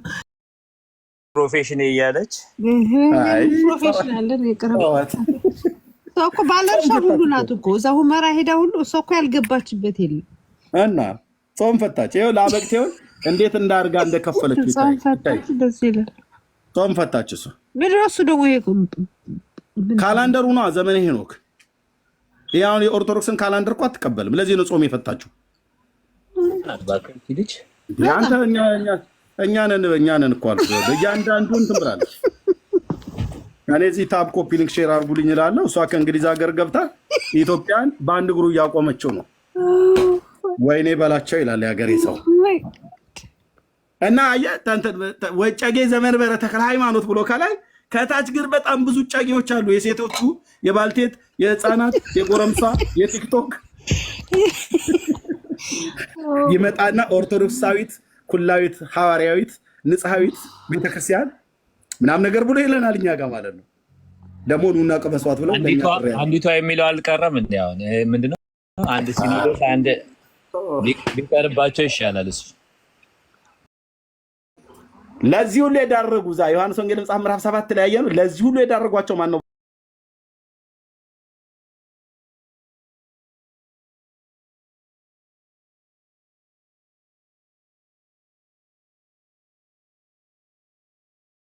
ምህራኑ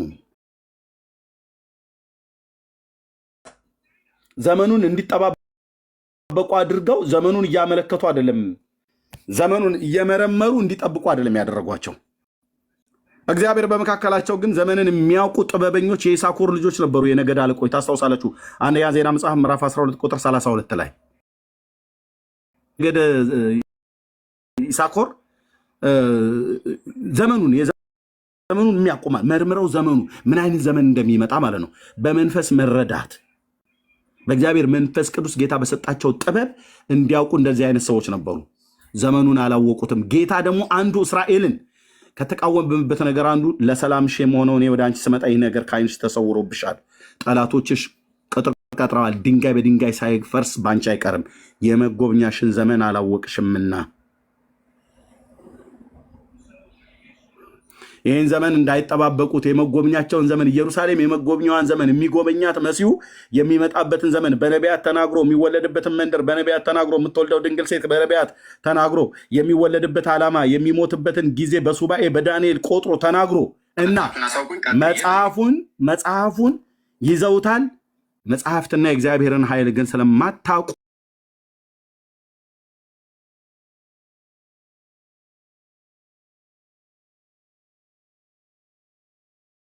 ስለ ጌታ ስለ ኢየሱስ ክርስቶስ ህዝቡን እያሳተች ነው።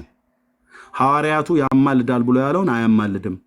ሐዋርያቱ ታማልዳለች ብሎ ያላሉትን ማርያምን ታማልዳለች። ሐዋርያቱ እኮ አላሏትም፣ እኛ እንላታለን ይሏል። ኢየሱስን እኮ ሐዋርያቱ ብለውታል፣ እኛ እንለውም።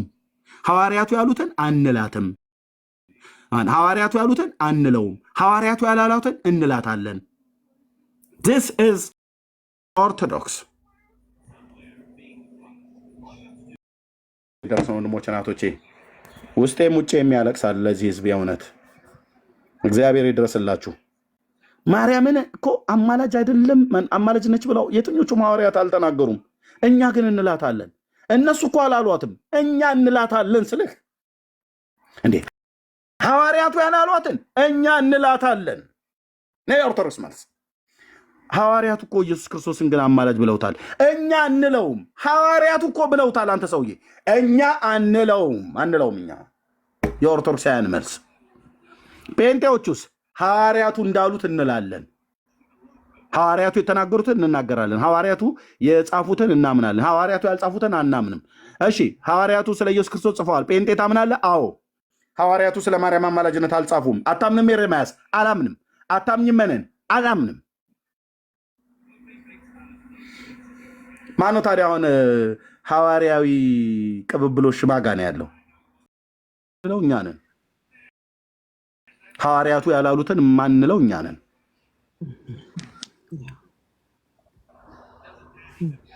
ለዚህ ሁሉ የዳረጓቸው ማን ናቸው?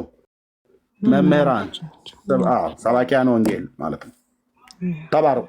ቴንኪው። ቀጥሉ። ጸጋ ይብዛላችሁ። ባይቆም መጨረስ ደስ ይላል። ጸጋ ይብዛልህ በብዙ በጥፍ ተባረክ። በእውነት በጣም ደስ የሚል ትምህርት ነው።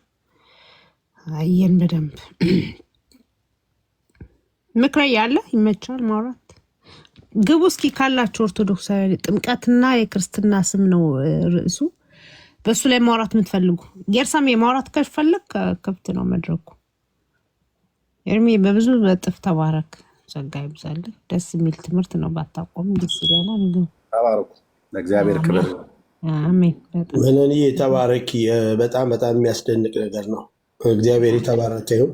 ሰላም ብያለሁ። እስካሁን ድምፄን ስላላሰማሁ እየሰማሁ ስለነበረ ነው። ጌታ ኢየሱስ ዘመናችሁን ይባርክ። ከአንጌልሳም ኤድሚያስ፣ ሊያ ሁላችሁንም እግዚአብሔር ይባርካችሁ። ተባረኩ። አሜን።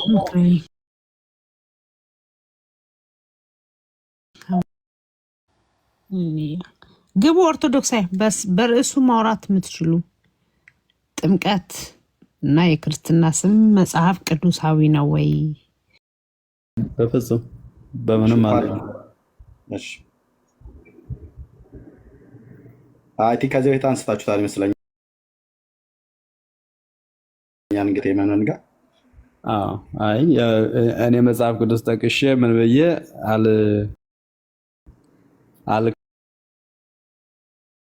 ዳንኩ ነኝ ምናምን ብዬ ያው ሌላ ሰው ነበረ ጥቅስ እየሰጣት የሚከራከራት።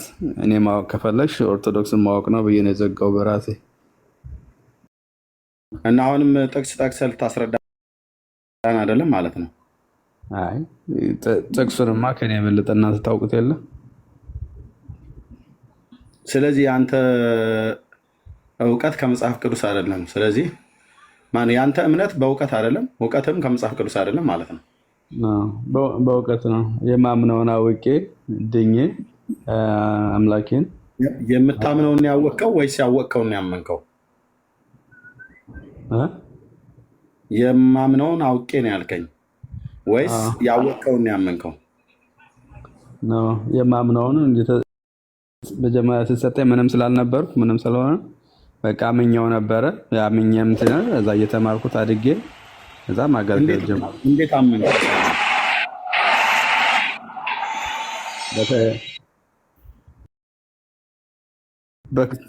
ተወልጄም እየተማርኩም እያደግኩ ስመጣ እናትና አባቴን ሳይ ማህበረሰቤን ሳይ ቤተክርስቲያን ስመላለስ እሱ ካደግክ በኋላ ያኔ የአርባ ቀን ልጅ በነበርክበት ሰዓት ላይ ቤተሰቦች ኦርቶዶክስ እንደሆኑ ታውቅ ነበር? የአርባ ቀን ሕፃን ልጅ በሆንክበት ሰዓት ላይ ቤተሰቦች ኦርቶዶክስ እንደሆኑ ታውቅ ነበር? እንትን ካሸሱነ እና ከ4 ዓመት በፊት ያለን አላታሳው ትችላለህ። የ4 ዓመቴን ግን የ4 ዓመትማ የተወሰነ እናት አባቱንም ያውቃል። የ4 ዓመት ልጅ ቤተሰቡን ያውቃል።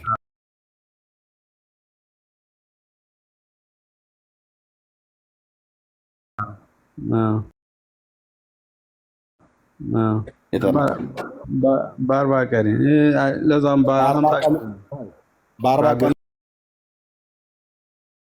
ታዲያ በእምነት ተከታይ ቤተሰቦች እንዳሉ ታውቅ ነበር? ልታውቅ አትችልም። ታውቃለህ ግን ማወቅ ምኑን አመንክ? ታውቃለህ ግን ማወቅ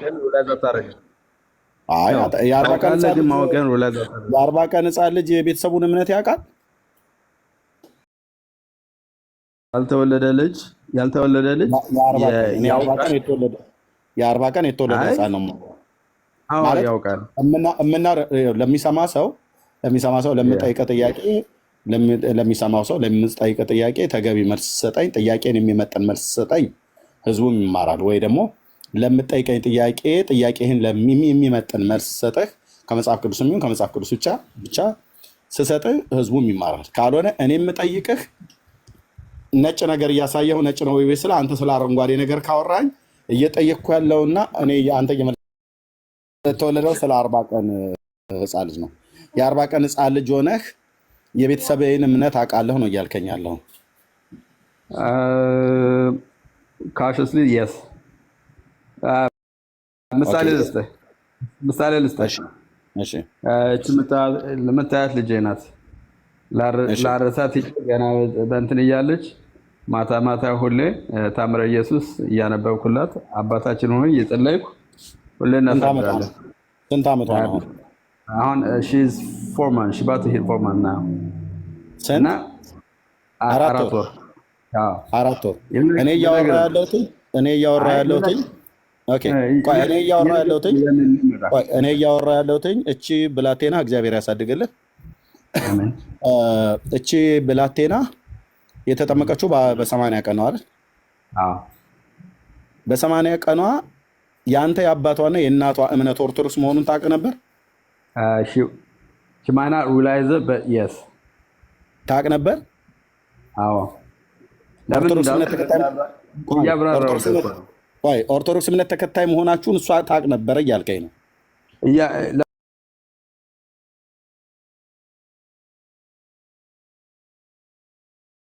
ወይም ደግሞ አንድ ነገር ማወቅን ሩላዝ ላታረግ ትችላለህ፣ ግን ታውቃለህ ብዬ እንትን የምልህ ልጄ ታውቃለች። እሺ ማታ ማታ ሲነጋም አባታችን ሆይ ሁሌ ጸልያለሁ። 80 ቀን ህፃን ልጅ በነበረችበት ሰዓት ላይ አንተን ጸሎት አይደለም ያልኩህ። የ4 ወር ልጅ ነች። የ80 ቀኗ ህፃን ከመጠመቋ በፊት የአንተ እምነት የእናትና የአባቷ እምነት ኦርቶዶክስ እምነት ተከታዮች እንደሆኑ ታውቅ ነበረ ማለት ሃይማኖታችንን ታውቅ ነበረ ብለኸኛል። ስለዚህ እንዴት እንዳወቀች ንገረን። ከአባቷ የበለጠ የሚያውቅ ስለሌለ አንተን የምታውቀው እንዴት ነው ያወቀችው? የ80 ቀን አሁን አድጋ ያለውን 4 ወር ናት። አሁን ራሱ እንኳን ቅድም ታምረ ማርያም ስናነብላት ትሰማለች አልከን። አሜን ትላለች ስታነብላት? አሜን ላትል ትችላለች፣ መናገርም አትችልም። በዛ ሰዓት የምታነበውን ታስተውለዋለች። ያ እሱ የምጠይቀውና አድጋ የ4 ወር ልጅ ናት። ታስተውላለች የምታነበውን ያለች። እሺ አዎ እሺ ታውቃለች። ታምረ ስምህን ታውቃለች ወይ ነው ያልኩህ?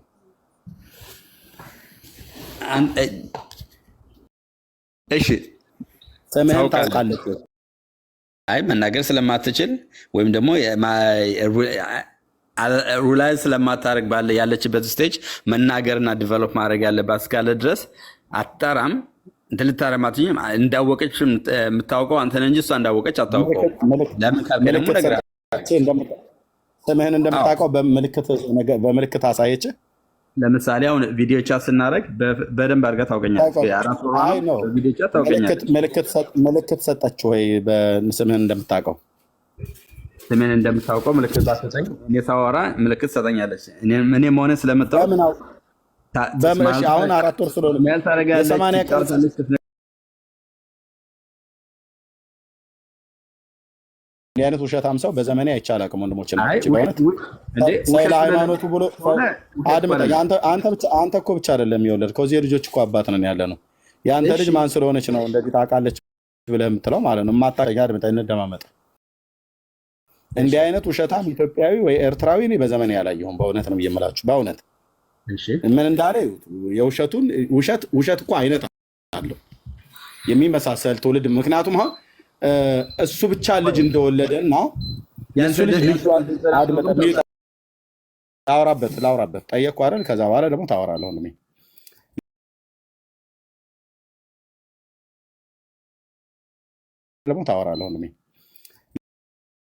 ለበቀና ምንም የማታውቅ ክፉና ደጉን የማታውቅ እንኳን የተጠመቀችበትን የአብ የወልድ የመንፈስ ቅዱስን ስም አይደለም የእናቷ ስም ትዕግስት ይሁን። አሁን የሚያወራኝ አባቷ ስሙ ምናልባት ተሰማ ቢሆን ምሳሌ ነው የሰጠሁት። እናቷ ትዕግስት አባቷ ተሰማ መባሉን እንኳን ራሱ በስም የማታውቅ እህት ማነው? የማታውቅ ብላቴና ጨቅላ ደም እኮ አልኩ። የ80 ቀን ሕፃን ልጅ ኢቭን አሁን እንኳን የ4 ወር ሆና ምን የምታውቀው ነገር አለ? የ4 ወር ሆና የ4 ወር እኮ ሕፃን ልጅ እኮ ማለት እናቱን እንኳን በቅጡ እንኳን ገና በቅጡ እኮ የማይለየን ጡት ቢሰጧት አሁን ከእናቷ ውጭ የሌላ ሰው ጡት ቢሰጧት ትጠባለች። ይችልች ኖ የእናቴ ጡት አይደለም ብላ አትልም። ምክንያቱም ገና ደም ናት። ይህን ማወራ የሶስት ልጆች አለኝ፣ የሶስት ልጆች አባት ነው የማወራ። እች ልጅ አሁን ከእናቷ ጡት ውጭ ሌላ ጡት ቢሰጧት አልጠባም፣ የእናቴ ጡት አይደለም ብላ አታውቅም። ማነው አትለይም፣ ትጠባለች። ጡጦ ብንሰጣት ነጭ ነገር አይደለም ከለሩ ነጭ ባይሆንም ሌላ ነገር የሚጠባ በጡጦ ውስጥ መርዝም ተደርጎ ወተትም ተደርጎ ቢሰጣት ወደ አፏ ውስጥ አስገብታ ከመጥባት ውጭ ራሷ እንኳን ጡጦውን እንኳን ይዛ መጥባት ጡጦ ይዛ መጥባት የማትችል ሕፃን ልጅ የኔ ስም ታውቃለች አለ ነው። ለዚህን ያህል ለተጠየቀው ጥያቄ መልስ ለመስጠት ብለህ የዋሸኸው ብራዘር፣ የአንተ ብላቴና እግዚአብሔር ያሳድግልህ። ግን ለእምነትህ መልስ መመለስ ታውቅ ምንም የማታውቅ እግዚአብሔር እንድታሳድጋት የሰጠህ ብላቴና ላይ ተዋሽባታለህ እዚሁ ቁጭ ብላ ማለት ነው። እና እንዲህ አይነት ድፍረት እንዲህ አይነት ውሸት እኔ በዘመኔ ገጥሞኝ አያውቅም። ወንድሞች እናቶች፣ እሺ የ80 ቀን ሕፃን ልጅ ምንም አታውቅም። እንኳን የ80 ቀን ሕፃን ልጅ አይደለም እቺ አሁን እዚህ ፎቶ የምናያት ብላቴናው የ4 ወር ሕፃን ልጅ ምንም አታውቅም። ምንም እኮ ነው የማታውቀው። ምንም አታውቅም። ገና ናት። እናቷን እንኳን አታውቅም ለይታ። አይ ቲንክ ከ6 ወር በኋላ ይመስለኛል። አሁን እንደው ትንሽ እንኳን ምልክት ቢኖራትም ከ6 ወር ከምናምን ነገር በኋላ ነው ትንሽ እናቶቻቸውን እየለዩ የሚመጡት። እሱ ግን ስሜን ታውቃለች አለ። አትጥራኝ እንጂ ስሜን ታውቀዋለች አለ። ይታይ ወንድሞች እናቶች፣ ስሜን ብቻ አይደለም እምነቴ ኦርቶዶክሳዊት መሆኗን የ80 ቀን ሕፃን ልጅ ከመጠመቋ በፊት ታውቃለች። እኔና የእናቷ እምነት ኦርቶዶክስ ጥንታዊት ኩላዊት ተዋህዶ ርትዕት መሆኗን ታውቃለች አለ። እኔ በቃኝ መነንዬ፣ ከእንደዚህ አይነት ውሸታም ሰው ጋር ማውራት አልፈልግም። ቴንክ እሺ ተባረክ። እና አሁን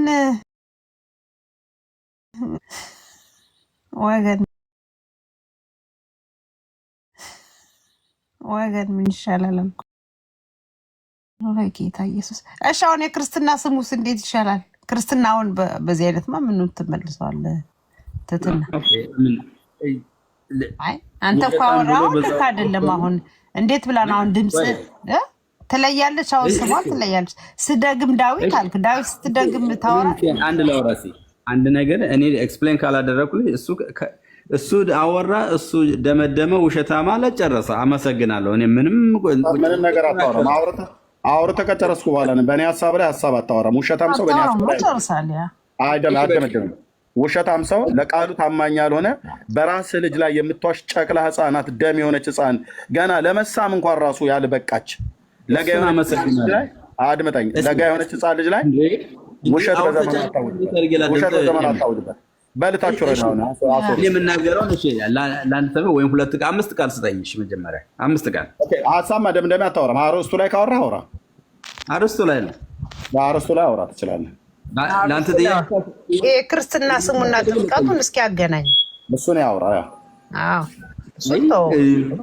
እኔ ስለ ጥምቀቱ ስለ እንትኑ አይደለም። እኔ ጥምቀቱንና ጥምቀት አሁን በኢትዮጵያ ኦርቶዶክስ ለምን እንደምታውቅ ሳልነግርህ እንዴት አድርገህ ደመደምክ? ጥምቀት ዶግማ ትምህርት ነው አይደል? በኦርቶዶክስ የእግዚአብሔር ልጅነት የምታገኙበት አይደል? የጸጋ ልጅነት የምታገኙበት የድነት ትምህርት ነው አይደል? ዶግማ የሆነ ትምህርት ነው ጥምቀት ነው አይደል እኮ። ከዚህ ዶግማ ከሆነ ትምህርት ላይ የክርስትና ስም እንዴት ነው የሚወጣለት? እስኪ ከየትኛው ከሐዋርያ ነው እንደው የተቀበላችሁት? እንግዲህ ኦርቶዶክስ በሐዋርያትና በነቢያት ላይ ታንጸናል፣ መሰረታችን ክርስቶስ ኢየሱስ ነው፣ የክርስቶስ ኢየሱስ ትምህርት ትላለች። ስለዚህ የትኛው ሐዋርያ ነው አሁን ያቀበላችሁ? ጥምቀት ከተጠመቃችሁ በኋላ የክርስትና ስም አውጡ። ወለተ ገብርኤልም ወለተ የሴት ስምም አለ፣ የጻድቃን የሰማዕታት የሚካኤል የገብርኤል እንደዛ የሚል ትምህርት አለው ወይ? ይሄ የሚወጣላቸው ስምስ አገልግሎቱና ጥቅሙ ለመቼ ነው? መቼና እንዴት ነው የምትጠቀሙበት? ምንድነው አላማው? ከዳነ አንድ ሰው ልጅነትን ካገኛችሁበት ጥምቀቱ የእግዚአብሔር ልጅነት ከሆነ አገኛችሁበት ጥምቀት ድነናል ለድነት ብላችሁ ነው የምትጠመቁት። ከዳናችሁ በኋላ እንዴት ነው የክርስትና ስም የሚወጣው? እስኪ ሲያብራራው እንደውም ትንሽ አስመስለው መጽሐፍ ቅዱሳዊ። አይ መጽሐፍ ቅዱስን እንደ ቅድም እንዳልኩት ኤርሜም የበለጠ ያውቀዋል፣ አንቺም ታውቂዋለሽ። እኔ መጽሐፍ ቅዱስ ጠቅሼ አልከራከርሽም። እሱ ደግሞ ማወቅ ከፈለግሽ ደግሞ የሚያጠምቀውን ካህን ነው የምትጠይቂው እንጂ እኔን አይደለም እንትን የምትጠይቂኝ። አንተ አስጠምቀ የለ አንተ አምነህበት አይደል እንዲ ያስጠምቃት። አሁን ልጅን አስጠምቃል በ80 ቀን አስጠምቀ። ታዲያ ስም ሲያወጡላት የክርስትና ስም ሲያወጡላት መቼም የቤተክርስቲያኗን ስራ ጠብቀ ነው። ያው በዛ ስራ ስታል አምነህበት ነው አይደል? ሳታምንበት ነው ያስጠመቅከው ማለት ነው ሳታቅ። ለምሳሌ የኔ ልጅ ስሟ ወለተ ሰንበት ነው። በሰንበቴ ስለተነሳች የዛ ቀን ተሰየመ። የሚነሳው ልጅ በሚውልበት በቀኑ በእለቱ እንትን ይላል። ለምንድን ነው በእለቱ በሚጠመቅበት ቀን የሚካኤልም የገብርኤል የሆነ በዓላትም ቢሆን በዛ ቀን ነው የሚወጣለት ማለት ነው? በዛ ቀን ወንድ ከሆነ በሚካኤል ከሆነ ገብረ ሚካኤል ይባላል። ወልደ ሚካኤልም አይባልም። ግን እንደዛ ነው በእለቱ ይወጣለታል። የኔ አሁን 2 ነው በዛ ቀን ይወጣ። የኔ ወለተ ሰንበት ነው። የዛችኛቱ ወለተ ሰማዕታት መሰለኝ እና በሰማዕታት እንትን ቀን ስለነበረ በዛውም ተሰየመላት እና በዛ ይሰየማል። ስለዚህ ምንድነው ጥቅሙ? አሁን የሚጠቅማት ለዚች ምንድን ነው? አሁን የክርስትና ስሙ መውጣት ይሄ ጥምቀቱ እንግዲህ የእግዚአብሔር ልጅነት አግኝታለች በጥምቀት አይደል? እሺ ልጅ ምን ቀን የተወለደች ይችኛይቱ ብላቴና ወለተ ሰንበት የተባለችው ታስታውሰዋለህ?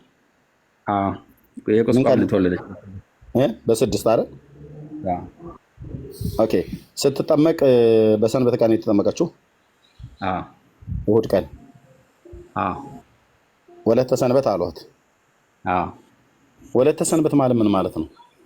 አንተ ታውቀዋለህ። ለምን እንጠይቅኛል? የሰንበት ልጅ ማለት ነው። ታውቃለህ የሰንበት ልጅ ማለት እንደሆነ? የሰንበት ልጅ ማለት የተነሳችው በሰንበት ነው። የሰንበት ዕለት ስለሆነ የሰንበት ልጅ ማለት ነው። እንግዲህ አላውቅም ብለህ ካልክ ልንገርህ እኔ። ልጅህ የሰንበት ልጅ ናት ወይስ ያንተ ልጅ ናት? የተነሳችበት በሰንበት ስለሆነ በየሁለተኛ ልጅ የአንተ ልጅ ናት ወይስ የሰንበት ልጅ ናት? ስነግርህ ያንን ውሰደው፣ ካልሆነ ደግሞ አንተ ንገረኝ። የተጠመቀችው እሑድ ወለተ ሰንበት ብሎ የሚለውን ሰየሙላት አልከኝ። ልጅቱ ወለተ ሰንበት ማለት የሰንበት ልጅ ማለት ነው። ሰንበት ነች ለአንተ የሰጠችህ ልጅቷን? ምን አይነት ጥያቄ ነው? ሰንበት ነች የሰጠችህ ለአንተ? በሰንበት የእግዚአብሔር ልጅነት ስላገኘች በዛ ተሰየመች እንጂ አንተ ለአንተ ልጅቷ ያንተ ልጅ ነች አይደል? አዎ። እንዴት የሰንበት ልጅ ተብላ? በሰንበት ክርስትና የተነሳ የእግዚአብሔር ልጅነት ያገኘችው በሰንበት ቀን ስለነበረ።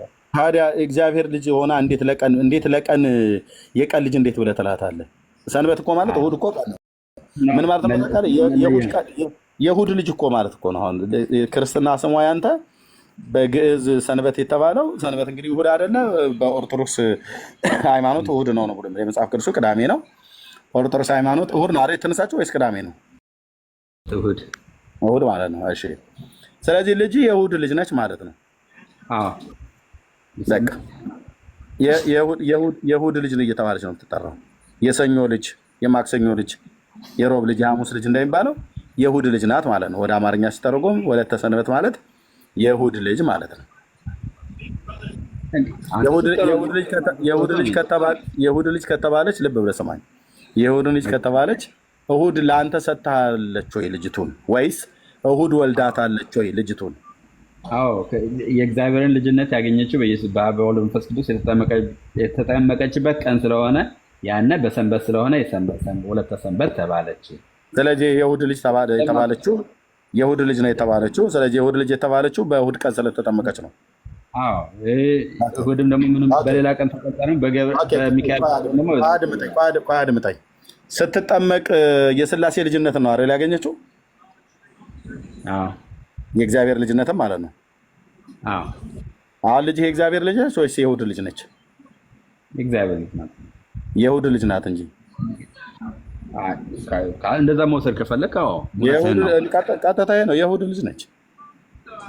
ወይም ደግሞ እንደዚህ ነው ማለት ያለበት። ልጅቱ የእኔም ልጅ ነች፣ የእሑድም ልጅ ነች፣ የእግዚአብሔርም ልጅ ነች ነው የምትለው።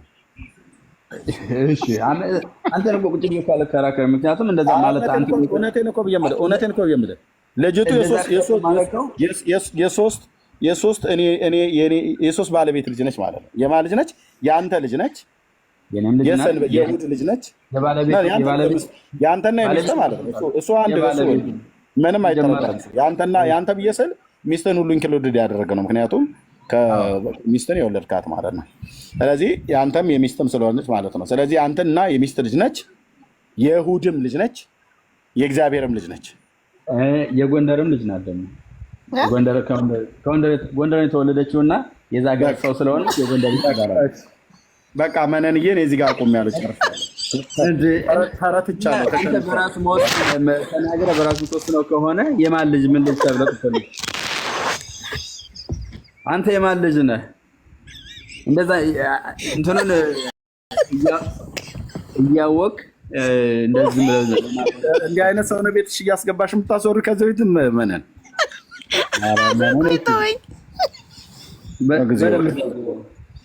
አይ በቃ ጨርሶ አንተ ወዳጅ ነህ መነን ጋር እዛው አውሩ። እኔ በቃኝ። እኔ በዝረራ ተሸነፍኩት። ምን አቅም አለኝና ከዚህ በላይ ሄዳለሁ? ኤርሚያስ አንተ ልጠይቅህ። ኧረ ተው በቃ እኔ ለፈኝ እኔ ሚዩት አድርጌ ወይ ታች ወርጄ ታብታብ እያደረኩ እሰማለሁ። እዚህም እዚህ ሆኜ እሰማለሁ። የጎንደርም ልጅ ነው።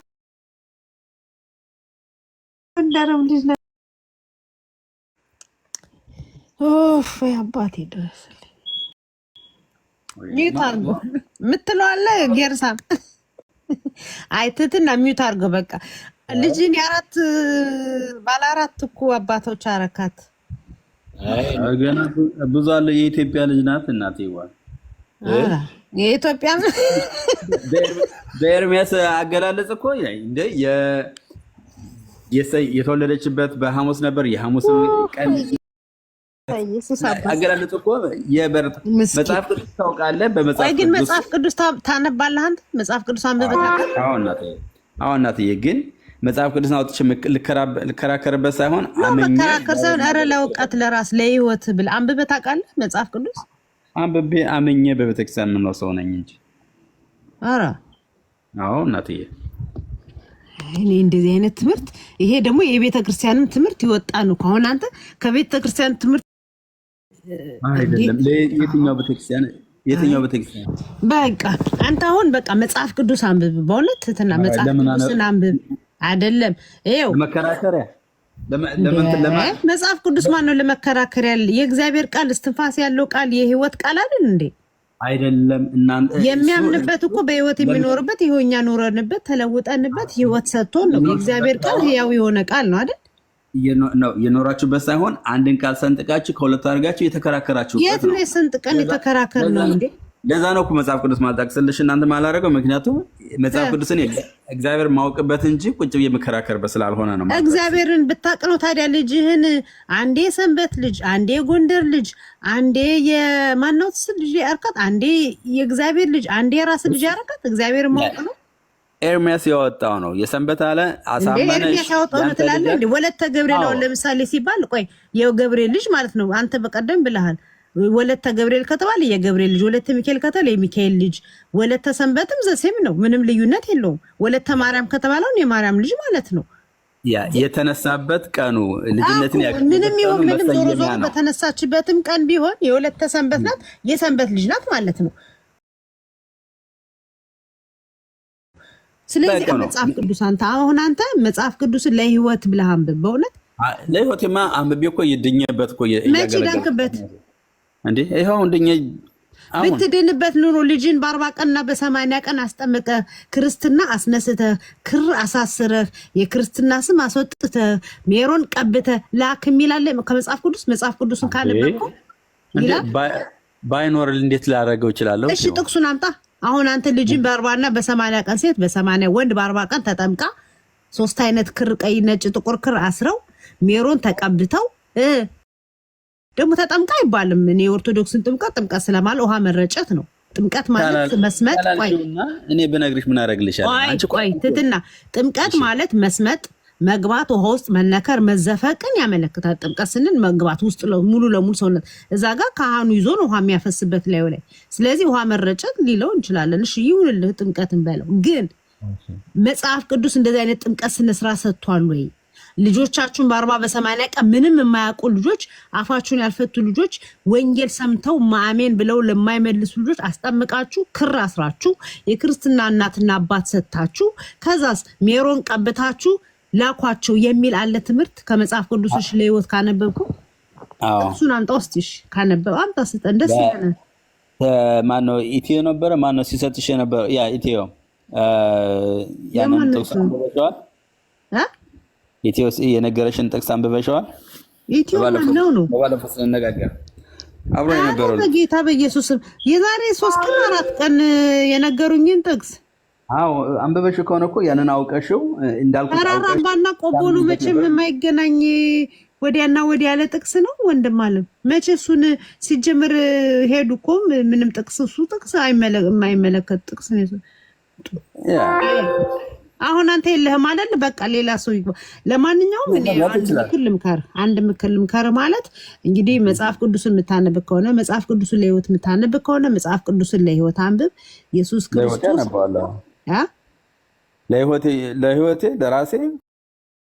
ለህይወቴ ለራሴ ወይም ደግሞ ለድነቴ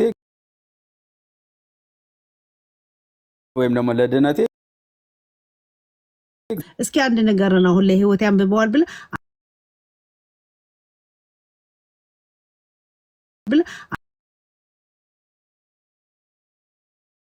የኖርክበት ቃል ህይወቴን አድኖኛል ያልክበት ቃል እግዚአብሔርን በየቀኑ አመልከዋለሁ። ቆይ እሱን አይደለም። ቆይ አንተ መጽሐፍ ቅዱስን ካንበበ ከለወጠ ቃል ቆይ መጽሐፍ ቅዱስን ካነበብከው መጽሐፍ ቅዱሱ እንግዲህ እግዚአብሔር አንድ አምላክን ብቻ እንድናመልክ በልጁ በክርስቶስ ኢየሱስ የዘላለም ህይወት አምነን በልጁ በክርስቶስ የዘላለም ህይወት እንዳለን ይነግረናል አይደል? የእግዚአብሔር ልጆች እንዳለን ይነግረናል አይደል? እንጂ መጽሐፍ ቅዱስ አንብበ ለህይወት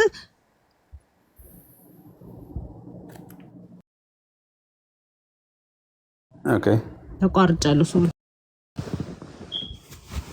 እሺ መጽሐፍ ቅዱስን አንብበህ የቱ ጋር ነው አሁን የልጅ ያስጠመካትከን ጥምቀት ስርዓት ያለው የተጻፈበት?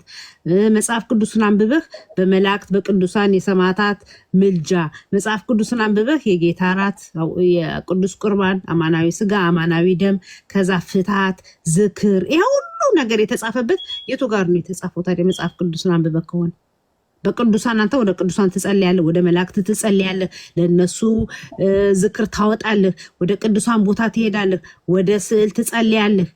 ይሄ ሁሉ አለ መጽሐፍ ቅዱስ ላይ አንብበህ ለህይወት የምትነግሪኝ አንቺ ነሽ። እኔ አረጋለሁም አላረግም አላልኩሽ። ኦርቶዶክስ አይደል እንዴ?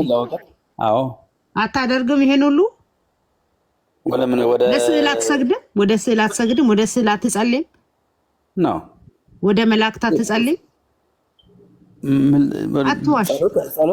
አልዋሽም። ጸሎት ታቀርቢያለሽ። ያማልዳሉ። ቅዱስ ገብርኤል ቅዱስ ሚካኤል ያማልዳሉ። በደንብ አድርገው ነው። ኧረ የቱ ጋር ነው መጽሐፍ ቅዱስ ካልነበብኩ የተጻፈው? የጌታ እናት ታማልዳለች ማርያም እንዴ? በጣም ጸሎት ትሰማለች። በጣም ነው የምሰማው። እሺ ቅዱሳን ያማልዳሉ። በህይወት የሌሉ ቅዱሳን የሞቱ ሕያዋን ናቸው። የሞቱ ማለት በስጋ የሉም፣ አጠገብ ሄዱ ማለት ነው። የሞቱ ማለት ሁሉም ሰው ይሞታል። ቅዱሳንም እና አብርሃምም ሞተዋል። እነዛን የሚመሳሰሉ አባቶች ይሞታል። ሰው በስጋ ተለይቶናል። ዞሮ ዞሮ የለበስነው ስጋ የሚሞት ስለሆነ ሞተዋል ነው የሚባለው። አንድ ሰው አለቀ። ክርስቲያን ሕያው ነውና ሕያው ሆነ ክርስቲያንም ሆነ እስላምም ሲሞት ሞተ ነው የሚባለው። ነፍሱም ሕያዋ ነው የሚሆነው። ሁሉም ሰው ነፍስ አለው፣ ሕያዋን ነው የሚሆነው።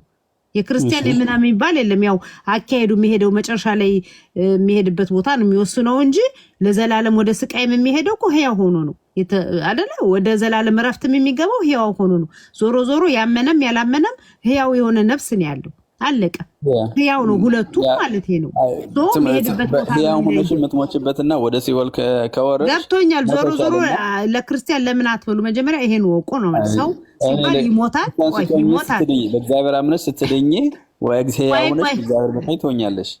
እሺ ዞሮ ዞሮ አሁን አንተ ወደ እነዚህ ሁሉ እየጸለይክ እሺ፣ አሁን የተሰምተው ነው ያንተን ችግር የተረዱ አጠገብህ ያሉ የሉም፣ በስጋ ስለሌሉ ማለት ነው።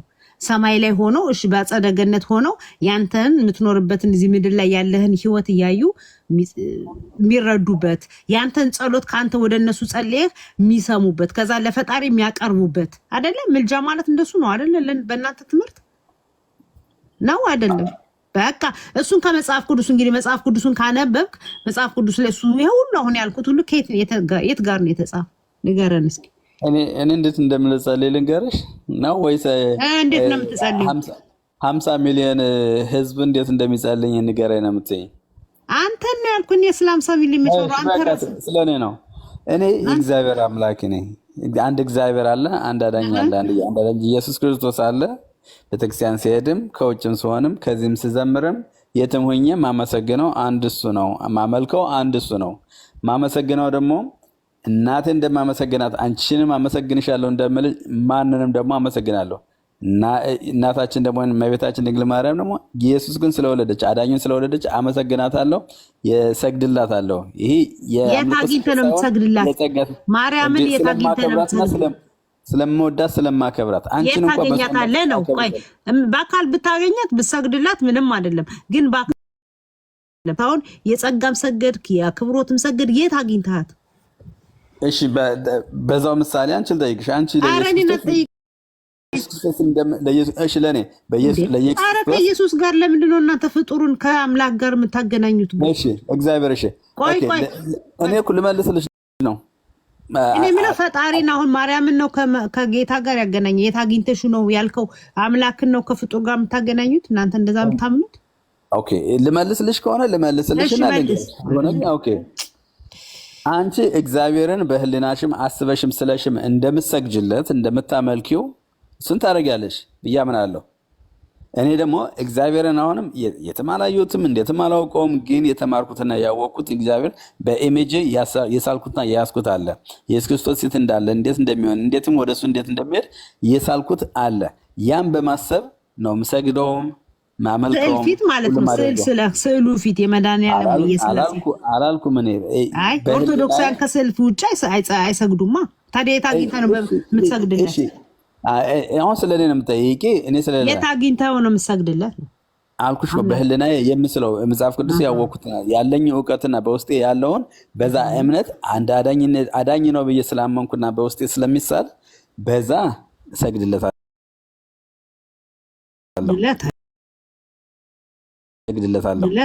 ማለችም ታማልዳለችም እና ያን በህልና በማሰብ እሰግዳለሁ። በጸጋ ስግደት እሰግዳለሁ። ለስዕል ካልሽ ደግሞ ስዕል ነው። እኔም እዛም የቤተክርስቲያን ውስጥ የተሳለውን ያህል መሳል እችላለሁ። ያን ግን አንቺ በዛ ስዕል አስተላልፈሽ ምስልልሽን ሀሳብ የሚታይሽን ነገር የሚሰጥሽን ነገር እንጂ ያንን ስዕሉን ኦብጀክቱን አይደለም እንትን የምትይው። ስዕል ትስላለህ አንተ? አዎ ስላለሁ። ስለዚህ የቅዱሳን ስዕል እዛ ላይ ትሰግዳለህ? አልስልም። ለምን? አንድ የቅዱሳን ስዕል አልስልም።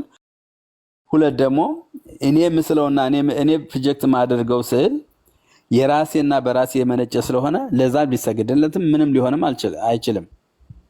ስለዚህ ከገበያ የተገዛ ነው የምታመጣው ማለት ነው። እኔ ለስዕልም አልሰግድም፣ በስዕል ፊትም አይደለሁም ያለሁት እኮ። ማርያምን እና ቅዱሳን መላእክትን ከየት አግኝታችሁ ነው ታዲያ የምትሰግድላቸው ነው የኔ ጥያቄ። ፈጣሪንስ ቢሆን ያው እናንተ እንግዲህ ቤተክርስቲያኗ በእያንዳንዱ ኦርቶዶክስ ስዕል አለ፣ በስዕል የስላሴ አለ፣ የመድኃኒዓለም አለ። እንደዛ ስዕል ላይ ነው የምትሰግዱት እንግዲህ። ስለዚህ አሁን እኔ ድሮ ኦርቶዶክስ እያለሁ እግዚአብሔር በቃ ሳግድ ወይ ስላሴ ስዕል ነው የምሰግደው። ማርያም ጋር ሲሆን የማርያም ስዕል፣ ገብርኤል ጋር ሲሆን ገብርኤል ስዕል፣ ሚካኤልም እንደዛ ውጭ ሰግጄ አላውቅማ። አሁንም አንተ የምትነግረኝ እንደዛ አይደለም። አንተ የምትነግረኝ እንደዛ አይደለም። አሁን ባለኝ መረዳት ታይሽ ላንቺ ጣዖት ነው የሰው እጅ ስራ ስለሆነ ድሮማ ስላሶች ብዬ ስለሆነ ድሮማ ስላሶች ብዬ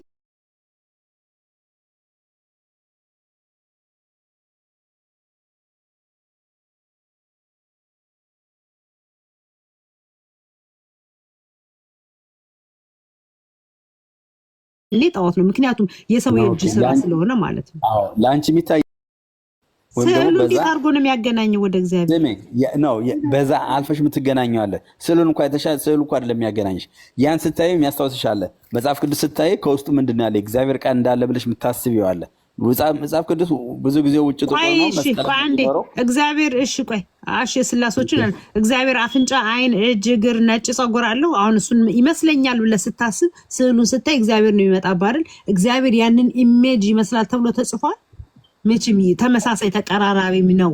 በቃ ስዕሉ ትዝ ሲለኝ ሳያሰግድ ነጭ ጸጉር ያለው፣ አይን ያለው፣ አፍንጫ፣ እግር፣ እጅ፣ ልብስ የለበሰ አለ እንደዛ ጫማ ያረገ ጣት እጅ ምናምን ያለው ነው እግዚአብሔር ትዝ የሚልህ። አንተ የምታስበው እንደዛ ነው።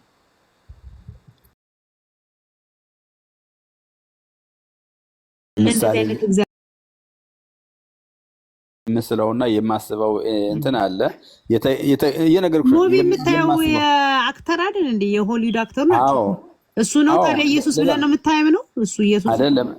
ስናገር ካላስጨረሽ እንትን ያን የምታየው የሚሰጥሽ ኢሜጅ አለ ምንን ሊመስል እንደሚችል የተገረፈውን፣ የቆሰለውን፣ ችንካሩን ሁሉ ነገር ስታይ የሚሰጥሽ ኢሜጅ አለ።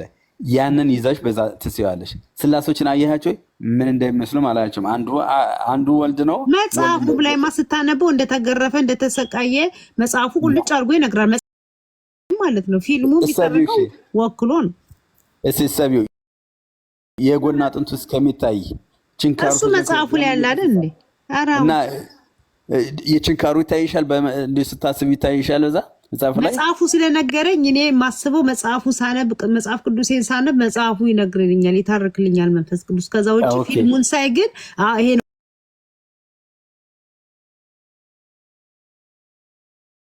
ፊልሙን ሳይ ግን ይሄ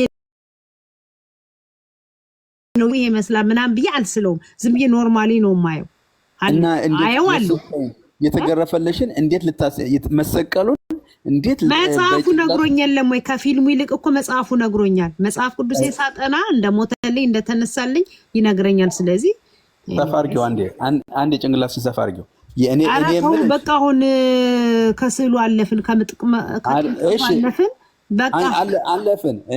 እኔ የምልሽ አሁን ምንም አልመለስክም። ትህትና አሁን የጥንቃል መለስኩ። አመሰግናለሁ። መልሱን እኮ ስላልፈለግሽ አልመለስኩም። በምን ኧረ ምን ያደርጋል አንተ ለልጅ አራት አባት ሰጣት